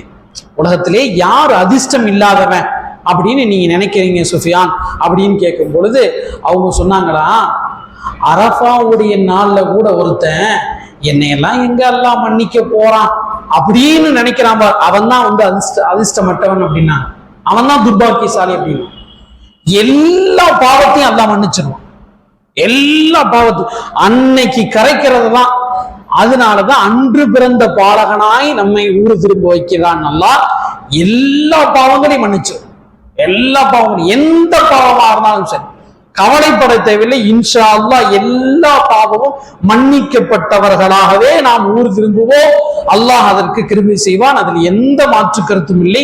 சந்தேகம் இல்லாமல் நீங்கள் உறுதியாக கேளுங்கள். தனியாக செய்த, கூட்டாக செய்த, இரவில் பகலில், இப்படி எந்த நேரத்துல எந்த பாவம் செஞ்சாலும் அதை அரஃபாவுடைய நாளில் நிச்சயம் அல்லாஹ் மன்னிப்பான். ஹஜ்ஜு நாளே அரஃபா தான் அப்படின்ட்டு அல்லாஹ், அல் ஹஜ்ஜு அரஃபா, ஹஜ்ஜு நாளே அரஃபால தங்கி நீ துவா கேட்கறது பேர் தான் ஹஜ் அப்படின்ட்டான்ல. அதனால அந்த சந்தேகம் இல்லாம துவா கேட்க, துவா கேட்டு முடிச்சதுக்கு பிறகு சூரியன் மறைஞ்சிருச்சு.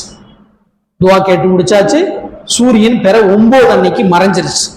மறைஞ்ச உடனே அங்கிருந்து நாம அடுத்து முஸ்தலிஃபாவுக்கு கிளம்பும். அங்கிருந்து நாம முஸ்தலிஃபாவுக்கு கிளம்பும்.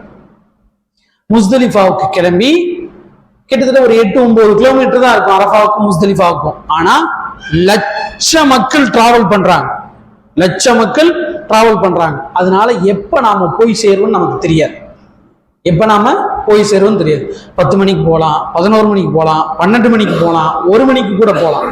எப்ப போய் சேர்றோமோ அப்பதான் மகரிபி இஷாவையும் இங்க லொஹுர் அசர் தொழுத மாதிரி தொழுது. அரஃபால இங்க லொஹுர் அசர் எப்படி தொழுதோம்? 1 பாங்கு 2 இகாமத். அதே மாதிரி முஸ்தலிஃபால போய் ரீச் ஆன உடனே 1 பாங்கு 2 இகாமத்துல மகரிபையும் இஷாவையும் நாம தொழுது முடிச்சோம். இஷாவையும் தொழுது முடிச்சதுக்கு பிறகு அங்க நமக்கான வேலை என்னன்னா, நமக்கான வேலை அங்க வந்து நாம கல் பெருக்கணும். அடுத்த நாள் ஷைத்தானுக்கு கல் எறிகிறதுக்காக வேண்டி கல்லு பெருக்கணும், கல்லு பெருக்கணும். கிட்டத்தட்ட ஒரு 70 கல்லு பெருக்கி வச்சுக்கணும். எத்தனை கல் பெருக்கி வச்சுக்கணும்? 70 கல். சின்ன சின்ன கல்லா, பொடி பொடி கல்லா வந்து 70 கல்லை நாம பெருக்கி வச்சுக்கணும்.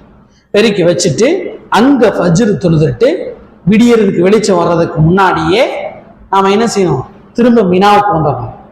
இப்ப டே எத்தனை? 10. துல்ஹஜ் பிறை 10. 9 அன்னைக்கு இப்படி எல்லாம் முடிஞ்சா பிற 10. சரி, முஸ்தலிஃபால எங்க தூங்குவோம்? நம்ம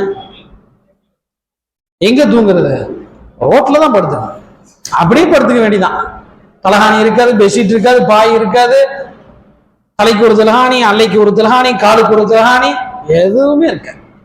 15 லட்சம் ஹஜ்ஜுக்கு காசு கொடுத்து ஹஜ்ஜுக்கு வந்தாலும் ரோட்ல தான். 3 லட்சத்துல நம்ம ஹாஜி போனாலும் ரோட்ல தான். அப்படியே நீங்க மஹ்ஷரை பார்த்த மாதிரி இருக்கும். அல்லாஹ் காட்டுறான், இதுதான் உலகம். எதுக்காக வேண்டி நீ சண்டை போட்டியோ, எதுக்காக வேண்டி நீ அத்துமீறினியோ, எதுக்காக வேண்டி நீ பொறாமப்பட்டியோ, எதுக்காக வேண்டி வாக்கியா தகராறு நடந்துச்சோ, இதுதான் துன்யா. கடைசியில இந்த 2 துணி தான் உனக்கு மிச்சம், 2 துணி தான் மிச்சம். நீ எவ்வளவு பெரிய கம்பெனிக்கு முதலாளியா இருக்கலாம், அம்பானியே இஸ்லாத்துக்கு வந்து ஒருவேளை ஹிதாயத்து கிடைச்சி இஸ்லாத்துக்கு வந்தாலும் முஸ்தலிஃபால ரோட்ல தான் படுக்கணும். முஸ்தலிஃபால ரோட்ல தான் படுத்தான். அன்னைக்கு ரோட்ல தான் ஹாஜிகளுக்கு கழியும். அதே மாதிரி முஸ்தலிஃபால, அரஃபால சொல்ல மறந்துட்டேன். அரஃபால வந்து எப்படி மினால உங்களுக்கு மஸ்ஜிதே ஹைஃப்னு ஒரு பள்ளிவாசல் இருந்துச்சோ, அதே மாதிரி அரஃபால மஸ்ஜிதே நமீரா அப்படின்னு சொல்லி ஒரு பள்ளிவாசல். அந்த பள்ளிவாசல் வருஷத்துல அரஃபா அன்னைக்கு மட்டும்தான் திறப்பாங்க. அந்த அரஃபா அன்னைக்கு ஹுத்பா ஓதுவாங்க, அதுக்காக மட்டும்தான் அது வந்து திறக்கப்படும். அந்த மஸ்ஜிதே நமீராவுக்கு பக்கத்துல டென்ட் இருந்தா அங்க போய் ஒரு 2 ரக்காத் தொழுது வர வேண்டியதுதான். நாயகம் ஸல்லல்லாஹு அலைஹி வஸல்லம் அவங்க கூடாரம் அமைச்சு தங்கின இடம் இப்ப இருக்கக்கூடிய மஸ்ஜித் நமீராவுடைய மெஹராபுக்கு பின்னாடி தான் அவங்க நாயகம் ஸல்லல்லாஹு அலைஹி வஸல்லம் தங்கி இருக்காங்க. அதனால நமக்கு வந்து சந்தர்ப்பம் கிடைச்சிச்சுன்னா போய் தொழுதுட்டு வர வேண்டியதான். இது அரஃபால. மினால மஸ்ஜிதே ஹைஃப், அரஃபால மஸ்ஜிதே நமீரா, முஸ்தலிஃபால மஷ்அருல் ஹராம் அப்படின்னு ஒரு பள்ளிவாசல். இந்த பள்ளிவாசலை பத்தி அல்லாஹ் குர்ஆன்லயே சொல்லியிருக்காரு. 2வது ஜுஸ்லயே வந்திருக்கு, ஃபத்குருல்லாஹ இன்தல் மஷ்அரில் ஹராம். மஷ்அருல் ஹராம் பள்ளிவாசலுக்கு போயினீங்கன்னா அல்லாஹ்வை அதிகமா நீங்க திக்ரு செஞ்சுக்கங்க, அங்க போய் கொஞ்ச நேரம் திக்ரு செஞ்சுட்டு வாங்கன்னு அல்லாஹ் சொல்லியிருக்கான். ஓகேங்களா? சந்தர்ப்பம் இதுக்குலையும் கிடைச்சிச்சு அப்படின்னா ஒரு 2 ரக்காத் நாம போய் அங்க தொழுதுட்டு கொஞ்ச நேரம் திக்ரு செஞ்சுட்டு துவா ஓதிட்டு வர வேண்டியதான். முஸ்தலிஃபால நம்ம ஃபஜ்ர் தொழுதாச்சு, பிற 10 அன்னைக்கு ஃபஜ்ர் தொழுது முடிச்சு வெடியறதுக்கு முன்னாடியே பிற 10 அன்னைக்கு திரும்ப நாம் மினாவுக்கு வந்துட வேண்டியது. திரும்ப மினாவுக்கு வந்துட வேண்டியது. ஓகேங்களா? மினாவுக்கு வந்ததுக்கு பிறகு பிற 10 இங்க எல்லாம் நாம எல்லாம் பக்ரீத் கொண்டாடிட்டு இருப்போம். அங்க ஹாஜிகள் பிற 10 அன்னைக்கு மினால இருப்பாங்க. முக்கியமா இதை கவனிக்கணும். பிற 10 அன்னைக்கு நாம 4 அமல்கள் செய்யணும். எத்தனை அமல் செய்யணும்? 4 அமல்கள் செய்யணும். 1வது, பெரிய ஷைத்தானுக்கு மட்டும் கல்லெறியும். பெரிய ஷைத்தானுக்கு மட்டும் நாம கல்லெறியணும். ஓகேங்களா? பெரிய ஷைத்தானுக்கு நாம எப்ப கல்லெறியணும்? ஃபஜ்ர் தொழுதுல இருந்து நீங்க முஸ்தலிஃபால இருந்து வர்றீங்க இல்ல, வரும்போதே ஆனா அப்படியே அங்க உள்ள கவர்மெண்ட் அனுப்புறதே நேர ஷைத்தான்றதை நம்ம அனுப்புவாங்க, கல்லெறியறதுக்கு தான் அனுப்புவாங்க. ஒரு சில அறிஞர்கள் ஷைத்தானுக்கு கல்லெறிய நேரமா ஜவாலுக்கு பின்னாடியில இருந்து ஸ்டார்ட் ஆகுதுன்னு சொல்றாங்க. ஆனா ஃபஜ்ர் டு ஃபஜ்ர் பிற 10 அன்னைக்கு ஃபஜ்ர்ல இருந்து 11 ஃபஜ்ர் வரைக்கும் டைம் பெரும்பாலானவங்க சொல்றதுனால இங்கிருந்து முஸ்தலிஃபால இருந்து வரும்போதே நேரம் அங்கதான் நம்மளை போய் வந்து அனுப்புவாங்க. ஆக எப்ப வந்து நாம போறோமோ அப்ப பெரிய ஷைத்தானுக்கு மட்டும் பிற 10 அன்னைக்கு கல்லெறியும். மற்ற 2 பேர்த்தையும் வந்து கவனிச்சுக்கணும். அடுத்த நாள் வந்து பிற 10 அன்னைக்கு பெரிய ஷைத்தானுக்கு மட்டும்தான் கல்லெறியணும். அப்ப கல்லெறியும் போது நாம என்ன செய்யணும்? தல்பியா ஓதுறத ஸ்டாப் பண்ணிடும். தல்பியா ஓதுறத ஸ்டாப் பண்ணும். பிற 10 அன்னைக்கு நாம செய்யற முதல் அமல் பெரிய ஷைத்தானுக்கு மட்டும் கல்லெறிகிறது. 2வது அமல் குர்பானி கொடுத்தாச்சா அப்படிங்கிறத கன்ஃபார்ம் பண்ணிக்க. இல்ல நாம நேரடியா குர்பானி கொடுக்கக்கூடிய வாய்ப்பு இருந்துச்சுன்னா நாம போய் பிஸ்மில்லாஹ் அல்லாஹ் அக்பர்னு அறுத்ததுக்கு பிறகு 2வது அமலை நாம கம்ப்ளீட் பண்ணிடுவோம். குர்பானி கொடுத்ததை கம்ப்ளீட் பண்ணது உறுதி செஞ்சதுக்கு பிறகு 3வது நாம மொட்டை அடிச்சிடும். 3வது என்ன செய்வோம்? மொட்டை அடிச்சிடும். இப்ப இந்த 3வது மொட்டை அடிச்ச உடனே குளிச்சுட்டு இஹ்ராம கழட்டிட்டு நாம நார்மல் ட்ரெஸ் போட்டுக்க வேண்டியது. நார்மல் ட்ரெஸ் போட்டதுக்கு பிறகு நாம நேரா எங்க போவோம்? தவாஃபு ஜியாரா, காபாவுக்கு போய் தவாஃபு ஜியாராவை செய்யணும். இதுதான் ஹஜ்ஜுடைய தவாஃப், ஃபர்லான தவாஃப், மிக முக்கியமான தவாஃப். மொட்டை அடிச்சு குளிச்சதுக்கு பிறகு நாம 95% வந்து இஹ்ராம்ல இருந்து வெளியே வந்துட்டோம், நார்மல் ட்ரெஸ்ஸுக்கு வந்துட்டோம். நாம இனி என்ன வேணாலும் செஞ்சுக்கலாம். ஒன்னை தவிர கணவன் மனைவி சார்ந்த விஷயங்கள்ல மட்டும் ஈடுபடாம மீதி எல்லாத்துல இருந்து நாம வந்து தஹரீம்ல இருந்து தஹலீல் ஆயிடுவோம், ஹலால் ஆயிடுவோம். நேரா நாம என்ன செய்யணும்? பிற 10 அன்னைக்கு போய் தவாஃபு ஜியாராவை செய்யணும். அதே மாதிரி இதே நியத்து, யா அல்லாஹ் ஹஜ்ஜுடைய தவாஃபை நான் செய்யறேன், எனக்கு லேசாக ஆக்கு, என்கிட்ட இருந்து கபூல் செஞ்சுக்க அப்படின்னு நாம தவாஃபை வந்து நார்மல் தவாஃப் எப்படி செய்யறோமோ அப்படித்தான் செய்யணும். ஏன்னா இப்பதான் இஹ்ராம் இருந்தா தானே நம்ம ரைட் ஷோல்டர் திறந்திருக்கணும், ஓடணும், குடுங்கணும் அப்படின்னு. நார்மலா எப்படி தவாஃப் செய்யறோமோ நார்மல் ட்ரெஸ்ல இருப்போம், அப்படியே நம்ம தவாஃப் செஞ்சு முடிச்சிடணும். மிக முக்கியமான தவாஃப் இது. இதை செஞ்சா மட்டும்தான் நாம 100% இஹ்ராம்ல இருந்து வெளியே வரும். 100% இஹ்ராம்ல இருந்து வெளியே வரும். இதுக்கு பேர் தவாஃபு ஜியாரான்னு சொல்லுவாங்க, தவாஃபுல் ஹஜ்ஜுன்னு சொல்லுவாங்க, தவாஃபுல் இஃபாதா அப்படின்னு சொல்லுவாங்க. ஆக மொத்தத்துல இது வந்து ஃபரலான தவாஃப் செஞ்சு முடிச்சதுக்கு பிறகு அடுத்து நாம சாயி செய்யணும். சாயி செஞ்சு முடிச்சதுக்கு பிறகு நாம திரும்ப என்ன செய்வோம்? மினாவுக்கே வந்துடுவோம். இந்த தவாஃபு ஜியாராவுக்கு மட்டும் டைம் என்னன்னா பிற 11லயும் செய்யலாம், பிற 12லயும் செய்யலாம். கூட்டமா இருக்கு, நான் நாளைக்கு செஞ்சுக்கிறேன் அப்படின்னு தாராளமா அதை செஞ்சுக்கலாம். ஆனா எப்போ தவாஃபு ஜியாராவை செய்யறோமோ அப்பதான் நாம ஹஜ்ஜை கம்ப்ளீட் பண்ணான்னு அர்த்தம். ஏன்னா பிற 11க்கும் சரி பிற 12க்கும் சரி நாம மினால நமக்கு 3 ஷைத்தானுக்கு கல்லெறிகிறது மட்டும்தான் வேலை. 3 ஷைத்தானுக்கும் கல்லெறிகிறது மட்டும்தான் வேலை. அதனால அன்னைக்கு கூட மறுநாள் பிற 11, 12 கூட தாராளமா தவாஃப் ஜியாரா செய்யலாம். இல்ல சூட்டா போய் முடிச்சுட்டு வந்துடலாம் அப்படின்னு பிற 10 அன்னைக்கே கூட நம்ம தாராளமா தவாஃப் ஜியாராவை செய்யலாம். என்னைக்கு செய்யறோமோ அன்னைக்கு தான் நம்ம ஹஜ்ஜை கம்ப்ளீட் பண்ணதான் அர்த்தம். ஞாபகம் வச்சுக்கணும். பிற 11, பிற 12 5 வக்து மினால தொழ வேண்டியது, ஷைத்தானுக்கு போய் நாம கல்லெறிய வேண்டியது. ஷைத்தானுக்கு போய் நாம கல் எறிய வேண்டியது. ஒவ்வொரு ஷைத்தானுக்கும் 7 கல் எறியணும். ஒவ்வொரு ஷைத்தானுக்கும் 7 கல் எறியணும். நாள் பெரிய ஷைத்தானுக்கு மட்டும் கல் எறிஞ்சிருக்கோம். 70ல் 7 போயிருச்சு. மீதி எவ்வளவு இருக்கு? 63 இருக்கு. பிற 11 அன்னைக்கு ஒரு 7 7 மொபைல் 21 போயிருச்சு. எவ்வளவு இருக்கு? 63 21 போச்சுன்னா 42. அதுக்கு அடுத்து 2வது நாள் பிற 12 அன்னைக்கு ஒரு மொபைல் 21 போயிருச்சுன்னா மீதி 21 இருக்கு.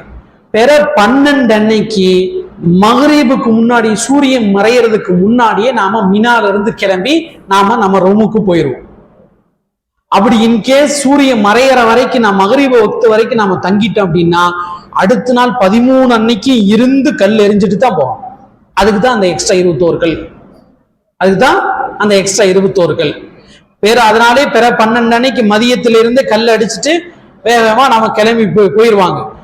சூரியன் மறையறதுக்கு முன்னாடியே மினாவை விட்டு போயிடணும். பிற 12 அன்னைக்கு சூரியன் மறையிற வரைக்கும் இருந்து மகரீப் அங்க நாம தொழுதுட்டோம் அப்படின்னா பிற 13 வரைக்கும் 13 ஃபுல்லா பகல்லையும் இருந்து கல்ல எரிஞ்சிட்டு தான் நம்ம ரூமுக்கு ஷிஃப்ட்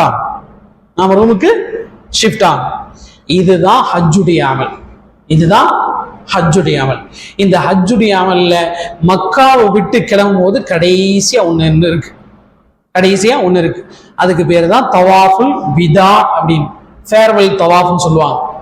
+2 படிச்சு முடிச்சுட்டு ஸ்கூலை விட்டு கிளம்பும் போது, காலேஜ்லாம் படிச்சு முடிச்சுட்டு காலேஜ் விட்டு கிளம்பும் போது ஃபேர்வெல் வைக்கிறாங்களா இல்லையா, அதுக்கு பேர் தான் விதா அப்படின்னு சொல்லுவாங்க. இந்த தவாஃபுக்கு பேரு தவாஃபுல் விதா. கடைசியா மக்கால இருந்து நாம கிளம்பும் போது ஒன்னே நாம முன்னாடி மதீனா போயிட்டு மக்காவுக்கு வந்திருப்போம், அல்லது மக்காவை முடிச்சுட்டு மதீனாவுக்கு போவோம். எப்படி இருந்தாலும் சரி, மக்கா விட்டு கிளம்பும் போது கடைசியா நாம ஒரு தவாஃப் செய்யணும். அந்த தவாஃபுக்கு பேரு தவாஃபுல் விதா. இந்த தவாஃப நாம நல்லா செஞ்சு முடிச்சுட்டு, நீயத்தோட செஞ்சு முடிச்சதுக்கு பிறகு நாம அல்லாஹ்ட்ட துவா கேட்கணும். யா அல்லாஹ், எப்படி ரம்ஜான்ல கேட்கிறோமா இல்லையா, யா அல்லாஹ் இது எனக்கு கடைசி ரம்ஜானா ஆக்கிராத, இது மாதிரி பல ரம்ஜானை சந்திக்கக்கூடிய நசீபு கொடு அப்படின்னு கேட்கிற மாதிரி, யா அல்லாஹ் இதை எனக்கு கடைசி சந்தர்ப்பமா ஆக்கிறார். நான் பல தடவை வரணும், பல உம்ராவுக்கு வரணும், பல ஹஜ்ஜுக்கு வரணும், நான் உன்னுடைய காபாவை பார்த்துக்கிட்டே இருக்கணும். என் ஆயுஸ் இருக்கிற வரைக்கும் ஒவ்வொரு வருஷமும் எனக்கு அந்த பாக்கியத்தை கொடுத்துரு அப்படின்னு சொல்லி நாம துவாவை மானசீகமா கேட்டு நம்ம தவாஃபுல் விதாவை கம்ப்ளீட் பண்ணோம். சுஃபியான் சௌரி ரலியல்லாஹு அன்ஹு அவங்க குடுகுடு கிழவனாயிட்டாங்க. கூன்லாம் விழுந்துருச்சு, முகம்லாம் தொங்கி போச்சு, கண்ணெல்லாம் சுருங்கி போச்சு. காபாவுடைய திரையை பிடிச்சிட்டு அவர் சுஃபியான் சௌரி கேட்கிறாங்க, எல்லாம் எனக்கு இது கடைசி சந்தர்ப்பமா ஆக்கிறாத, நான் திரும்ப உன்கிட்ட வரணும் அப்படின்னு சொல்லி அவர் வயசான கேட்கிறார் சுஃபியான் சௌரி. அதுக்கு பக்கத்துல ஒரு பையன் இருந்துட்டு, அதான் 50 ஹஜ்ஜு செஞ்சாச்சு, 50 ஹஜ்ஜு. அப்ப அவர் துவா கேட்கும்போது 50 ஹஜ்ஜு,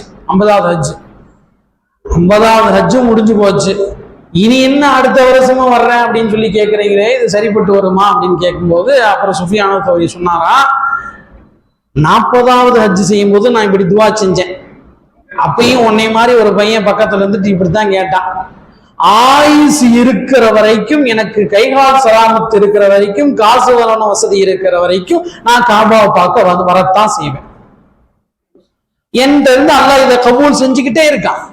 தவாஃபுல் விதால கேட்கிற துவாவை அல்லாஹ் கபூல் செய்யறான். யாரெல்லாம் இதை எனக்கு கடைசி சந்தர்ப்பமா ஆக்கிறாத அப்படின்னா நிச்சயம் அல்லாஹ் தஆலா கண்டிப்பா கபூல் செய்வான். அதனால தவாஃபுல் விதாவோடு நம்மளுடைய ஹஜ்ஜுடைய அமல் மிகவும் பூர்த்தியாக ஆயிருச்சு.